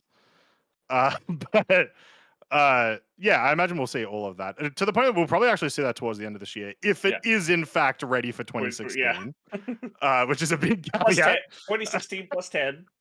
Exactly. So if it is in fact in ready for next year, then the Game Awards are what, December 12th. So I actually would not be that surprised if we see it there. And I also really want to make it clear to everyone just how little people in the gaming community as a whole know about Star Citizen. It is far less than you think. Far less. They may know it exists, but they know nothing about it. Yeah, it'll either be they've literally heard the name and blocked it from their memory because it's Scam just I game. don't care, whatever, They or get a scam game or whatever. Like it is genuinely just like people do not know much about it, and that'll be a big thing for them to do. They've got to try to sell this game. This is by all accounts a AAA game, with the exception of not belonging to a AAA developer. So they need to promote it as such. They want to be. They definitely want to be. Yeah, exactly. Yeah. If there's a playable demo as well, they need to make that public for everybody. You know, Yeah. they need to make that free. But if like taking this year to actually make the game playable, to make the foundation good, and it puts 1.0 out an additional year, that's fine in my case. The wait, I mean, I've pretty much half my life. I'm almost 30, 15 years coming up. I'm already in. I can wait a few more years for 1.0 if it means the game's going to be playable actually, because the wait will be more bearable with if the game actually. Yeah, works. you'll be able to have more fun while you're waiting. Because right now I kind of have to LARP 1.0 to actually enjoy it. I have to like pretend to live out of my ship properly. Yeah. Yeah. Yeah, I'm tired of LARPing. I don't want a LARP. I want to actually play. Yeah, I want what I'm doing to matter. And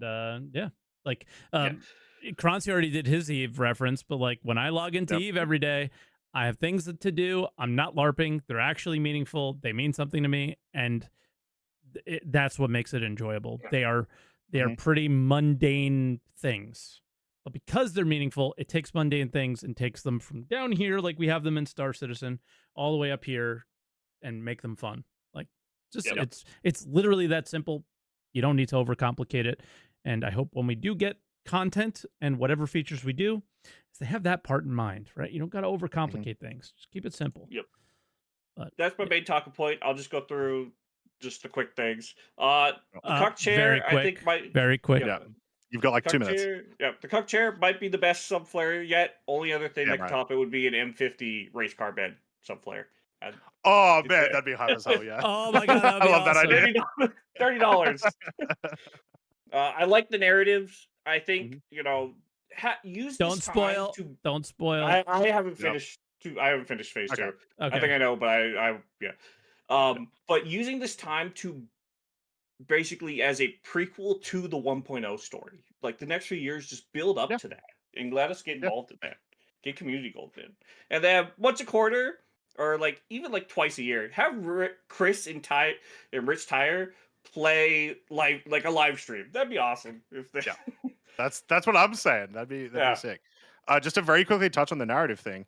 When we've been doing missions in Stanton, with the exception of dynamic events, and specifically here I'm talking the Xenothreat dynamic event and like Siege of Orison, all of the factions that you dealt with, you just never cared about their lore. You never really cared about the Dusters. You never really cared about even the people that you're helping.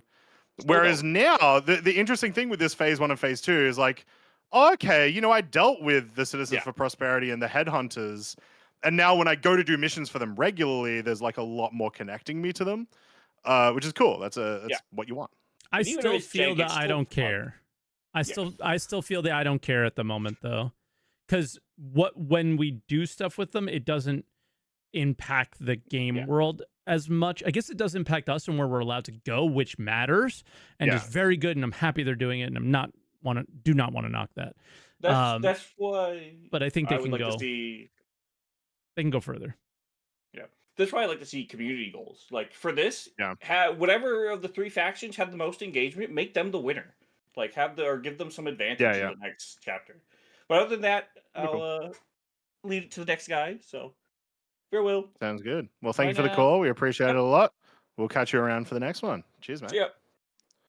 All right. Sorry, they did not have my food at the grocery store like that I would normally get, so I just made a quick audible. Our next caller is Clever Bard, though. I got you. Just bring up your name here real quick. How you doing, Clever? Doing well. I'm going to make this quick. I got some notes, actually. Let's go. First thing that comes for that 3-hour thing is what comes first, the hammer or the nail? You know what I mean? For a long time, I think they've been hammering nails with a stone, and now they're making hammers. And the best way that I can describe that is what he was saying about the mission team using old tools that were archaic, and now they're either giving them new tools or they're making new tools for them. Yeah. And those aren't going to come in as features, but it's going to make the current features work with server meshing. And they couldn't build Hammer until they had the materials to make it.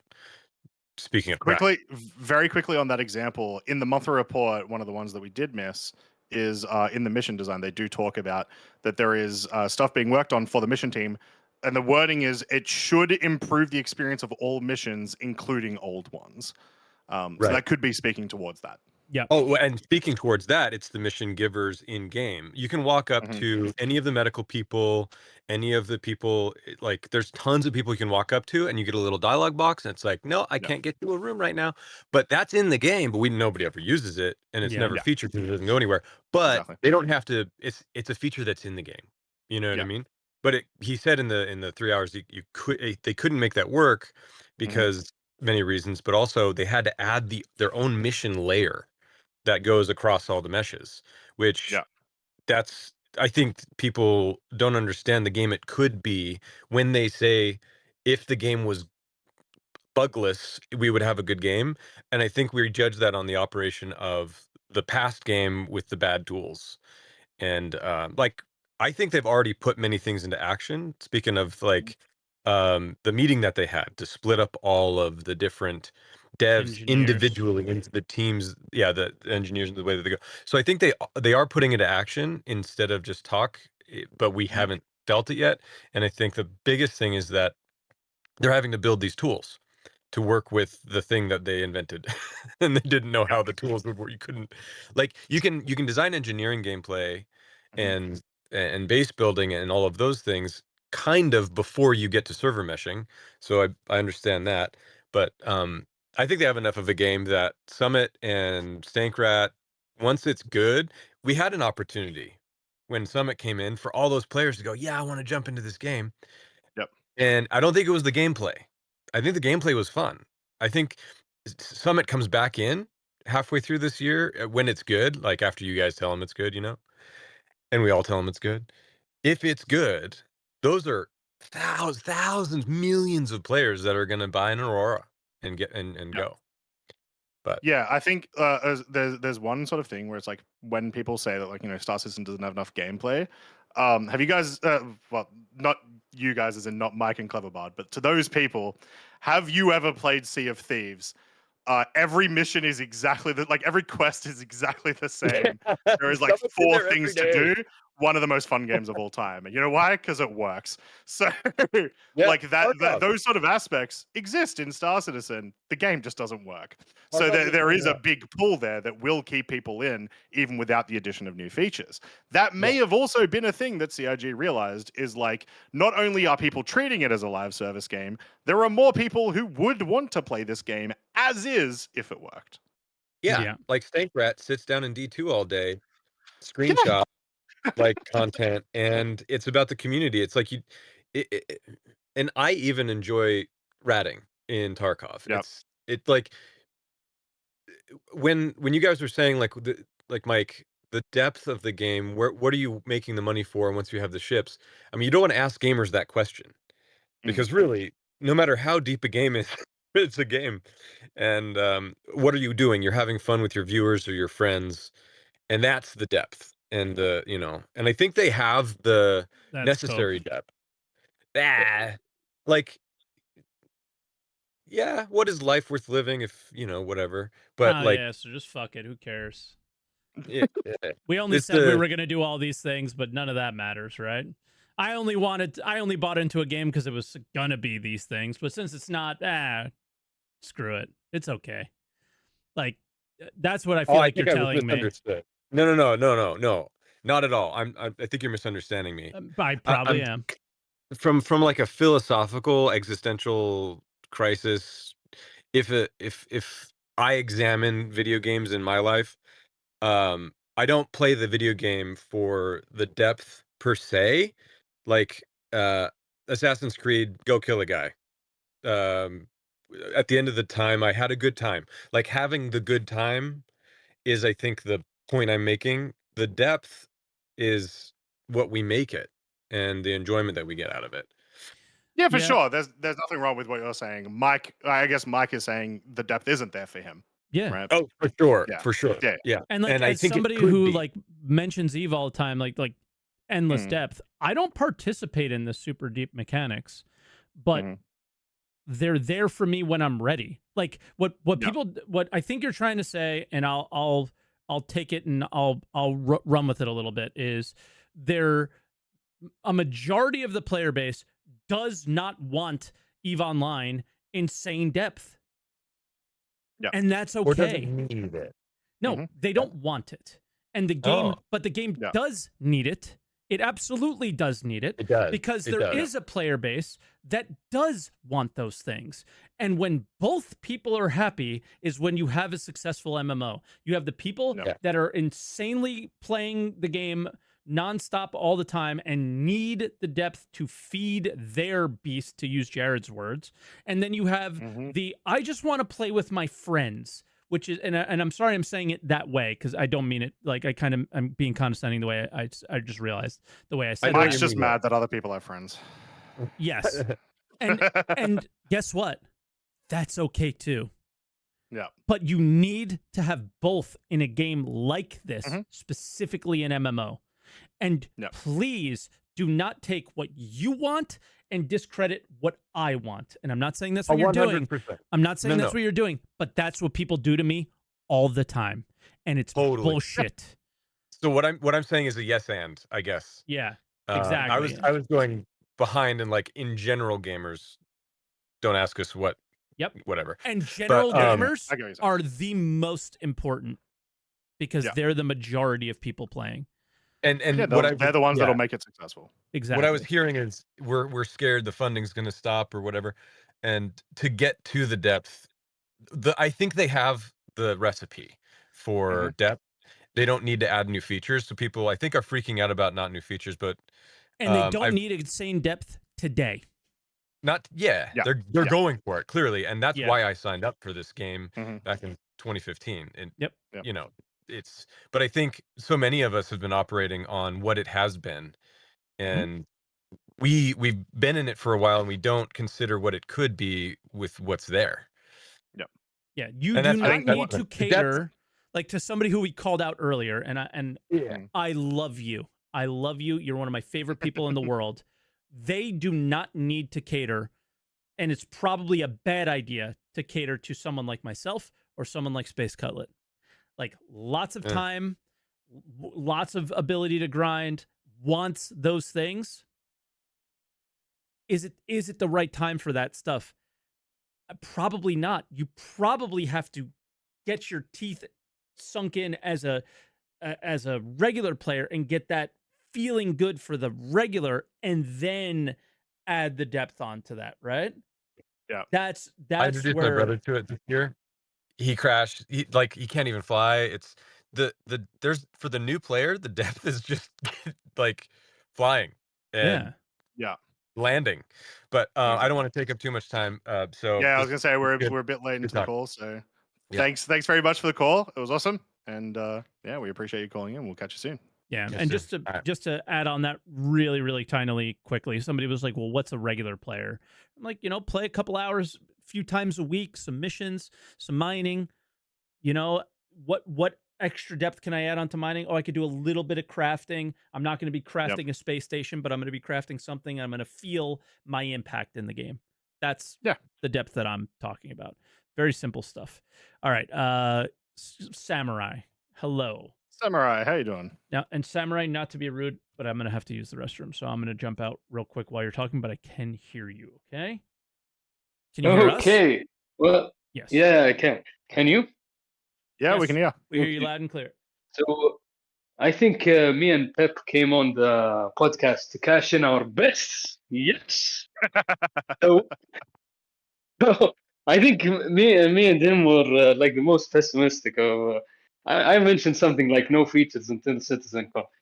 I didn't think that will fall through. I was saddened by this, but I think it is for the best. I think there is an opportunity for Star Citizen to grow from here. Because I think if they fix these bugs and go back to shipping gargantuan features, big features that are complex, it will eventually ruin the game, and we'll be in square one with all these bugs. I think, Croncy, you remember the call with Benoit. He mentioned these endless bugs, like tens of walls just to get to a bugless experience, right? Fix this bug and just discover another one. Yeah, they end up all depending on each other, forcing more bugs to then have to be fixed. And you sort of end up with like this cascading problem where it's like the initial problem was like someone couldn't open an elevator, and now you need to exactly. And not that not that it depends. It's actually that they never knew about this bug. It's hiding behind something. And I think it's not an excuse. It's actually a sign or a sign of negligence, of wrongdoing, right? I think they should avoid this in the future. They should start simple, like for an example. I agree. They should avoid bugs in the future. Exactly. no, avoid like shipping complex stuff. So Salty mentioned multiple times. Sorry, just very quickly, specifically shipping complex stuff where like everything that it's depending on is 10-year-old tech, and that's causing all those issues, right? I don't know, but I'll give you a pure example. Let's take this as an example. It's something that I'm really fascinated about, looking forward to it. Mike has mentioned it multiple times, which is salvaging someone's ship as a mission, not as just like illegal stuff or hoping that it's unowned. Let's say the tier system, right? A lot of people mention the tier system, but the tier system is BS. It's just BS. Everything's stuck on version 2. Cargo missions should be on version 364. Every small change should be a tier on its own. So if we take salvage missions, let's say, I would start super simple with something super stupid. Like, let's say, whenever someone crashes their ship, a random arrow salvage mission pops up. It's unrelated, but it's my first step to linking these two events. Then I would eventually make it more related. Suddenly, the mission is not just a random arrow, it's actually a similar ship. Eventually, I will reach a point where the actual ship that crashed is the salvage mission. But I will start simple. So if something goes wrong, I can catch it. It's not like there's 100 things that can go wrong that have 100 other things that are behind those 100 bugs, and I'll never have any quality check over these things. I think it's important, honestly. I may be a little lost here. Like what you're in my brain, what you're explaining to me is more complex than what they have now. No. It's like like any type of mission refactor. If they start with small arcadey solutions that are like prototypes more than actual features, that would be much better. So if you as you know, Croncy, you go to the Moby Glass, you choose a salvage mission, you pay for you pay the fee, and you go salvage an arrow, right? Yeah. Let's say you go into the server, no salvage missions. Until someone crashes their ship or claim it, but a mission pops up. That's a more complex system. Because you're just but it's just easy. How the fuck do you know it's easy? Yeah, that's the thing. Like, we don't know if that's easy, but you're just claiming it's easy. I know. That's the part. I'm taking an example. I'm comparing this to a whole refactor where I sync someone's ship to the mission system and make it a cross-shard mission. That sort of stuff. I'm comparing that end game feature to something that's very rudimental in the beginning. I'm not saying it's easy. Yes, I might have said that. What I'm trying to explain is it could be a simpler version, a much simpler version. You guys remember that we started spawning in our hangars. That's amazing. Yeah. I vouch for that. I vouch for disabling any non-critical system. And how would someone, figure out what's a non-critical system? That's their job, to understand our needs, to understand the value proposition. I think a good test is to ask you, Croncy, when was the last time you craved playing Star Citizen. You're off the streaming business, and you're in a I don't know doing something, and you craved Star Citizen. Did that ever happen? 21st of December 2024. Nice. AKA What the did day you that Full crave? Photo came out. He That was craved So it. what did you I crave craved doing? that. What did Playing you the crave game doing and going exactly? to Pyro and experiencing all the new stuff.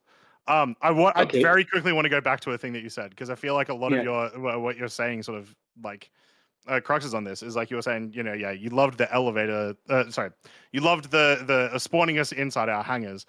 Yeah, that was them Temporarily. curbing. That was them attempting to curb like elevator issues and similar other issues that were pervading the game. I would say curb Which they are everything. actively trying to fix. You were using that as though for an example for the mission system, and that's where I'm confused. No, I'm not. Like, I'm just saying yeah. that, like, there are things that you and Mike mentioned that are important, like connecting. Like you mentioned the pure and brilliant example, which is Sea of Thieves, right? Yep. What makes Sea of Thieves great is that the content creator are the players. I know it's one part of what Star Citizen is. Some people enjoy other things, but at least the part I think is great, in my opinion, is content created by players. I don't know. That's sandbox. Yeah, Exactly. and That sandbox experience. Star Citizen's too focused on like these missions and things that break all the time. I don't know. Maybe if they just focus on this core element, then they go back and try to fix the immersion elements that will complement the core value of Star Citizen, right? And I don't want to define something the core value of Star Citizen because a lot, as you mentioned, Mike, a lot of people want something different from this game, but it can be defined. I think they did a great job in CitizenCon. They tried to do it. I think they can do even better and build from there and avoid things that are not critical, right? For now, temporarily. Which I think that's what they're doing. Yeah, I'm all for what's happening right now. But hopefully, as I don't know if you heard this, Mike, but hopefully they don't go back to shipping huge stuff that will just break the game again and repeat the cycle. They're gonna have to deliver huge stuff at some point, but yeah, hopefully it's not. I think they can start small. I think. Yeah, and I think the big takeaway from that, even when they do have to release big stuff, is in the past when they've released big stuff, the bugs that were still in the game currently and the stability of the game just before that released were bugs that existed for years. Small bases first with base building, building FPS weapons first with crafting, not spaceships, and so on and so forth. Yeah, exactly. And I'm mentioning, as simple as possible. So things that look gimmicky, but at least we can test them before they break the game. Yeah, I don't give a shit about the whole it's gimmicky or that's arcadey. I don't care about that mentality. I agree. From people. Exactly. Yeah. I exactly agree. Build okay, guys, thank you very much for your time. All right, Samurai, be good, man. Appreciate it. Catch up. You too. Thank you. That was fun. It was a little roundabout, but we got there. Snugs, if you're watching the stream, all right, yeah, he is. Yeah, thank you. Howdy. How you doing, Snugs? I'm doing well. How are you guys doing today? Good. Pretty good. Nice.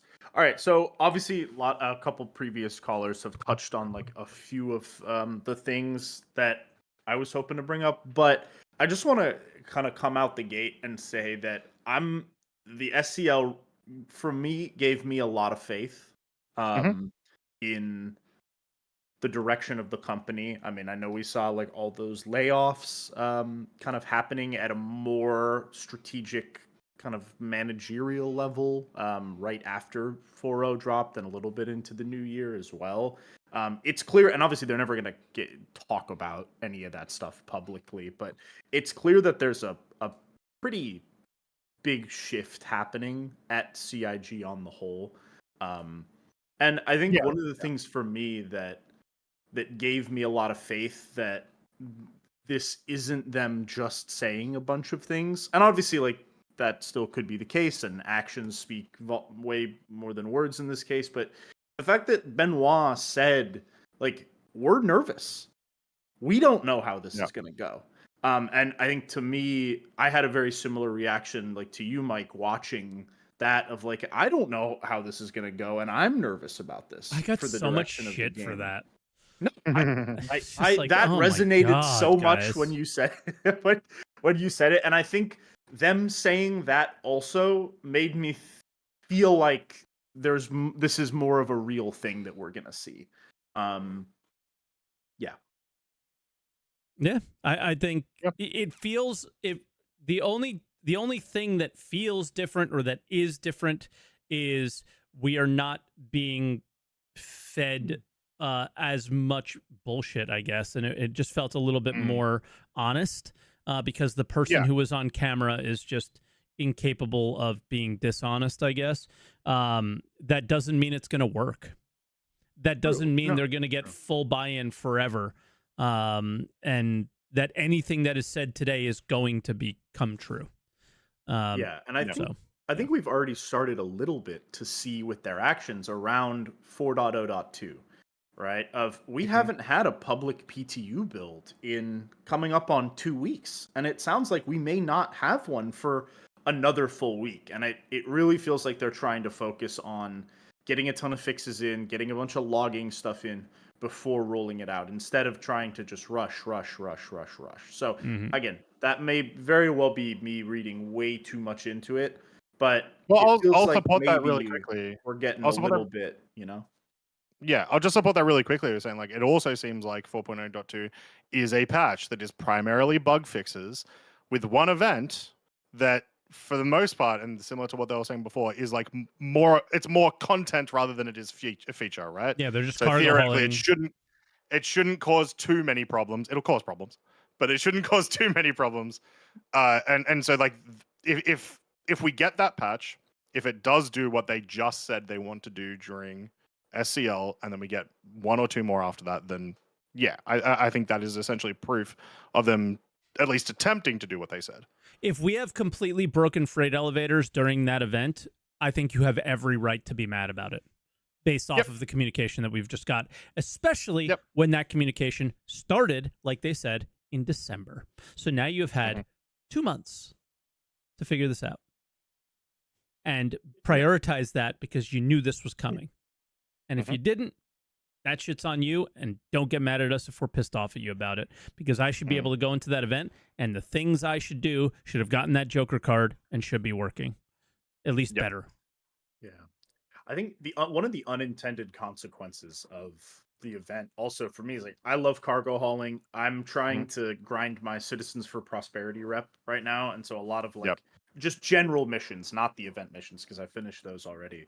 But like every freight elevator everywhere in Pyro is screwed up because there's floating entities and like the validating freight error or whatever. Like the event missions, because everybody's been spamming them for CFP to deliver all the supplies, everything is bricked. And you That's get why there I did it on day one. I was I'm so happy that I did it on day one, because I don't understand how you could do it right now. And you get there and there's a pile of 100 boxes of mission supplies that other people have tried to deliver, didn't, and then the next people have come and they've just thrown the supplies to the side and tried to put theirs on, and so there's these piles of stuff everywhere. But also, I know that the other thing I wanted to talk about was missions and stuff, and I know that when I was on last week, I was talking about the new player experience because I had some friends who just started.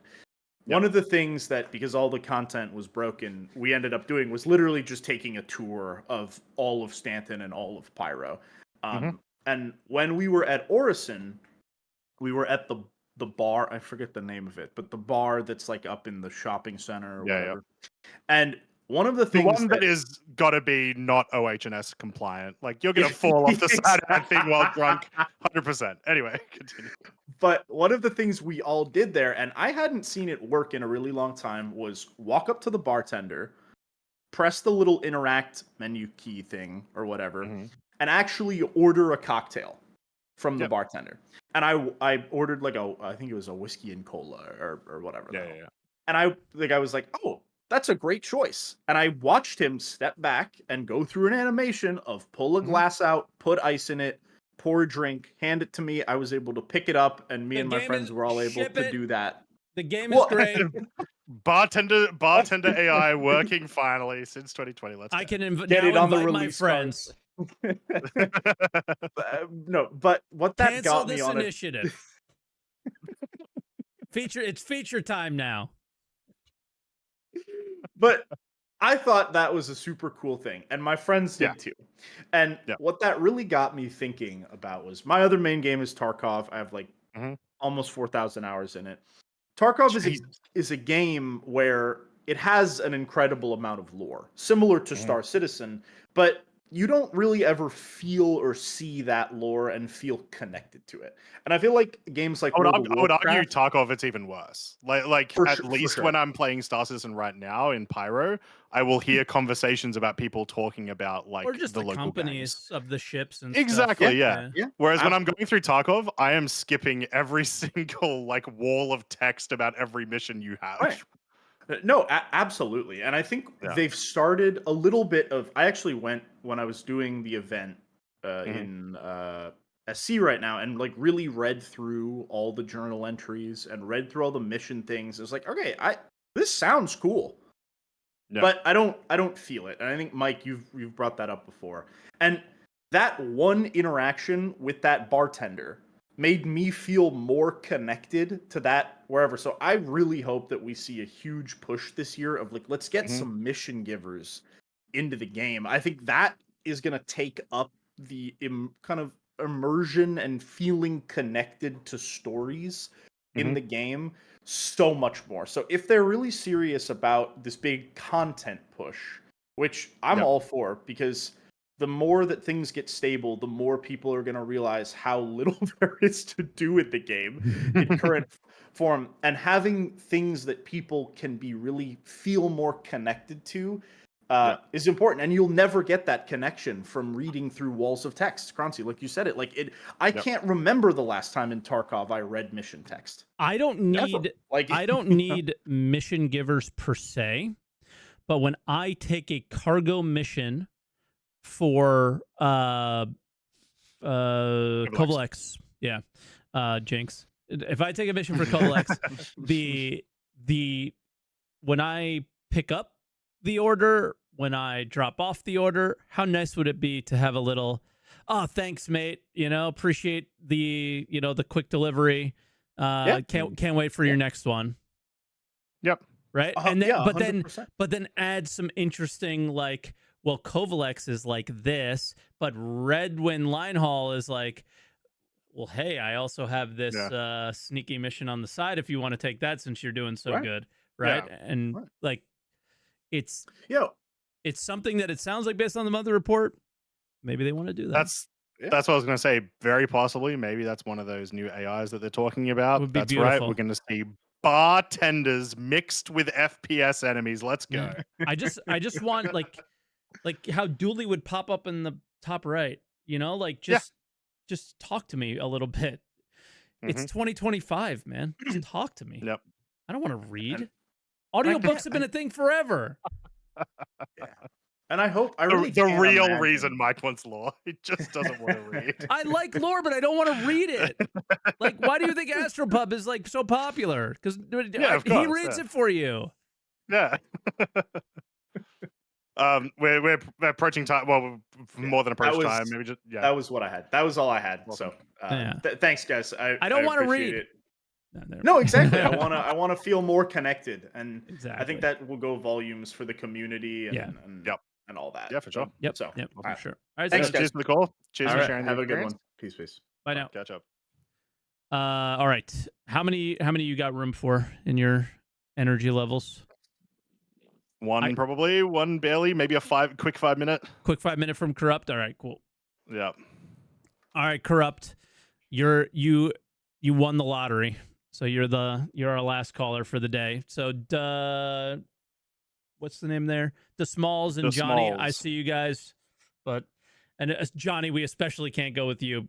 You got to come early because Johnny is the king yapper of Answer the Call from before your day, Croncy. So yeah, we couldn't get to him today for sure. So guys, make sure you guys call back again next week. Please do, and try and get in there early so we can get you in there. Yep. All right, Corrupt. Can you hear us? Of course, we did the whole thing. He's not there. Absolutely memed. Well, good thing I'm prepared for DeSmalls, so I'll bring him in. All right, DeSmalls, can you hear us? You snuck in. Yeah. Hi. Yay! Okay. Howdy. All right, what would you like to talk about, DeSmalls? Mostly about CIG's weird thoughts of putting in. I got the volume. Via, I don't know, on an unstable live onto a further unstable live. DeSmalls, I put you up to 200%. Can you get a little closer to your mic or possibly raise it a little bit? Is this better? Yes. Yes. Sorry. There we go. Sorry, yeah. If you can repeat your thoughts. Well, my concerns regarding their events, specifically in this state of the game, with 3.24, was it easy getting into 3.24? Could you stay in 3.24 to play reliably? No. So that's when they pushed out Save Stanton. Now, I'm not bugged about the event as a whole. It's more about the rewards. It's the thought, okay, you want people to play this, to do this, so you give them rewards. But maybe, just maybe, you hold that off until you can be assured that your community, your players that actively involve themselves in the game development, can be a part of the event. Yeah, of course. I mean, I would hope that would be part of the initiative that they're talking about. But then it goes on to the second event, and then you learn, oh right, if you couldn't play Save Stanton, yeah, you don't get any of these nice rewards. You had 3 months. You had 3 months, and every single time I logged onto a server, somebody asked, is anybody doing the Idris? Is anybody doing the Idris? Is anybody doing the Idris? No, I couldn't log in. I literally couldn't log in. Like, there were a whole slew of people in my community that we were just locked out. Yeah, no, for sure. No, I do think that is a genuine concern, for sure. Okay. And I'm not aware. Yeah, see, that I didn't understand by what you were saying. Like, I thought it was just like, oh, the game sucks. Yeah, I didn't have time or something. But or I didn't have time, where it's like, you had time. Okay. Yeah, being fully bricked and not being able to get in is for sure a massive problem. And I agree with you. There should be initiatives in order for those sort of rewards to be either done another way, or like it's you've missed out on something that. First off, you missed out on the content itself, which had a lot of bonuses to it. It was quite fun, some of it. But then, of course, missing out on the rewards, which, to be fair, they have said should be acquirable in future. At the very least, not necessarily the skins of the rewards, but like the like the stats of the rewards type thing. That with their initiative going forward, that needs to be a higher priority. Yeah. If more than even like 0.1% of people can't log in, it has to be a massive priority. Yeah. Like the Ardor repeaters were probably the best thing too, and you missed out on that. That's yeah, exactly. That's one of the things I'm bugged out about, and the paints. But what annoys me the most about it is just the amount of people that didn't get to experience it. Because it was apparently a rather fun event, right? A rather good event that likely won't come first back. came out. Once again, when it worked. Yeah, it was the most excruciatingly horrible experience to complete when 324 was closing, and I was trying to rush to get my alt accounts to finish. It was horrible. Yeah. I had just gotten out of hospital, and I still thought I had time. So I got on. My first time on, game CTDs. The second time, I finally reach it. I'm just about to do it. CTDs. Oh, and you're shard locked. Good luck. Yeah. Yeah. I mean, I would say what you are describing is also very likely to be one of the things that sort of probably push them towards this initiative. If this ends up happening, if it all ends up working and they end up focusing more on bug fixing, right? Yeah.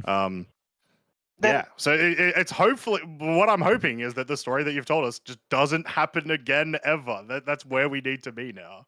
It's just confusing to me, as I have worked in the gaming industry, and many a times I've stated this in your streams too. So it's just CIG seems to do their development backwards. Like they create the shiny thing, Oh yeah. then they create the features, then don't they seem create to. the foundation. They do it backwards, but then they claim that they're explaining to you how game development works, and it's just not the truth. They are showing how their game development works, but no other studios do this stuff this way. And there's a reason why they don't. It's not about it's more efficient this and it's more new. No, we go basically think of it like a real life product. You want to make a circle that's got a face on it. Okay, where do we begin with this circle with a face on it? We got to turn this piece of metal into a circle. Then we got to put, a face on it, a nice one, maybe yours. Just grind that in, and there you go. You got your product. CIG, however, decides, let's put a face on this. On what? On this. But on what? On this. On this thing here. You mean that giant flat steel stock that has yet to be cut down? Okay, go ahead. And then go through the entire process of holding, say, a 1,500-pound piece of raw stock to just make a little circle. That's how I imagine them doing it. I think what's to probably be more accurate to especially what they've shown us, it's less that they sort of start the process in the wrong order. It's more they start that foundation process, and as an example, let's say that foundation process takes 2 years, but then 3 months in they start doing something that's a little bit more complex that's supposed to use that process. Cool. 3 months after that, the foundation has been rewritten. So now, now that thing that you've done that is more complex that's supposed to be using that no longer works, and it's going to bug out forever, right? Yeah. And they sort of, they sort of pass. But it's also just we've talked about the cargo ships coming before the cargo refactor, and then it's like the cargo refactor. None of the ships would look and function the way they do if they did the cargo refactor first.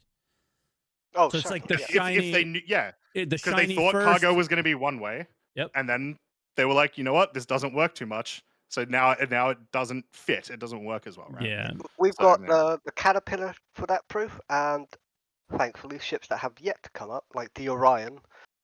So many ships for cargo proof. So many. Yeah. It's rough, but yeah. That's just one of my sorry, I've had my meds, so my brain's all over the place. They're all good. My major gripe with this company, I love it, and I love the what would the word be? I love the direction that it's aiming for, because even if it is a fucked up, buggy, beyond hell kind of a mess, it is still a game that you come back to and want to play. Yeah. Is there anything else like that? No, there's nothing else like Star Citizen. Now they're talking about what was it? Crafting and base building, and this goes on. Yeah, we'll see. I see just what sit they in do. the back thinking, okay, right, you're still fixing elevators, trams, ATC, and a number of server-side bugs where item calls your ship with you in it, which is not pleasant. The pink skin of doom. Yep. And they want crafting. Now, I do want crafting, unlike you, so I want to sit in my Pioneer and basically be a hermit that will never Just quickly, be seen you said again. unlike you, SaltEMike, who is probably one of the No, I think you biggest said I'm like people you. of crafting. I'm like you. Okay, Yeah. okay. My apologies. Australian. The accents. They get you Well, sometimes. Aussie will always be Aussies. But yeah, I don't know. I think that's where we'll probably leave it, because we snuck you in at the end there. But That's fine. we appreciate your call and enjoy your meds. Yeah, I'm kind of floating to. I may float have away. taken too much. Float You're away all for good, the you're rest all of the good. day. And yeah, Cheers for just calling in. keep enjoying the game. And yeah, cheers for calling in. And hopefully we get a good year. We'll see. We'll see. Yeah. And to you two, keep producing good content. It's enjoyable to watch when I'm high as a fucking kite. All right, catch you later. Cheers, mate. That's a good part to send it out. What a way to end the show. But yeah, Yep. we'll have to see what happens. But I don't know. It's gonna all start out with 4.0.2. Are you? Yeah, exactly. You gonna start there or whatever? It's not going to. Yeah. Again, nobody's telling. Like Jared was like, oh, people are saying that it should be, the end all be all, and the next patch should fix everything. Some people are saying that. They're pretty dumb. But the things that you are aiming to fix in those patches, hopefully you fix them, right? And if you don't, I got every right to be annoyed by it. It's annoying. We're tired, man. I'm tired, boss, with all this stuff. It's getting crazy. But yeah, so I'll catch you. I guess we'll catch you guys next week, and hopefully we have some cool stuff to talk about in terms of the item stuff. I think that is going to be such a fun conversation. Their decision making on that. There have been more shows titled around item insurance for this podcast than anything else. Insurance has been the top most done topic for this show over the years, and they're about to tell us how they're about to do it for FPS items, weapons, armor, things like that. They're at the bare minimum, they're talking about just what is item recovery going to look like. Yeah. And stuff we need to know. So I'm excited. So with that, guys, like, subscribe, follow us on Twitch, and don't forget. Oh, I forgot, Mike. You have to answer the call. That's what you're supposed to do. Oh, of course. Yeah. Answer the call, guys. Yeah. That's the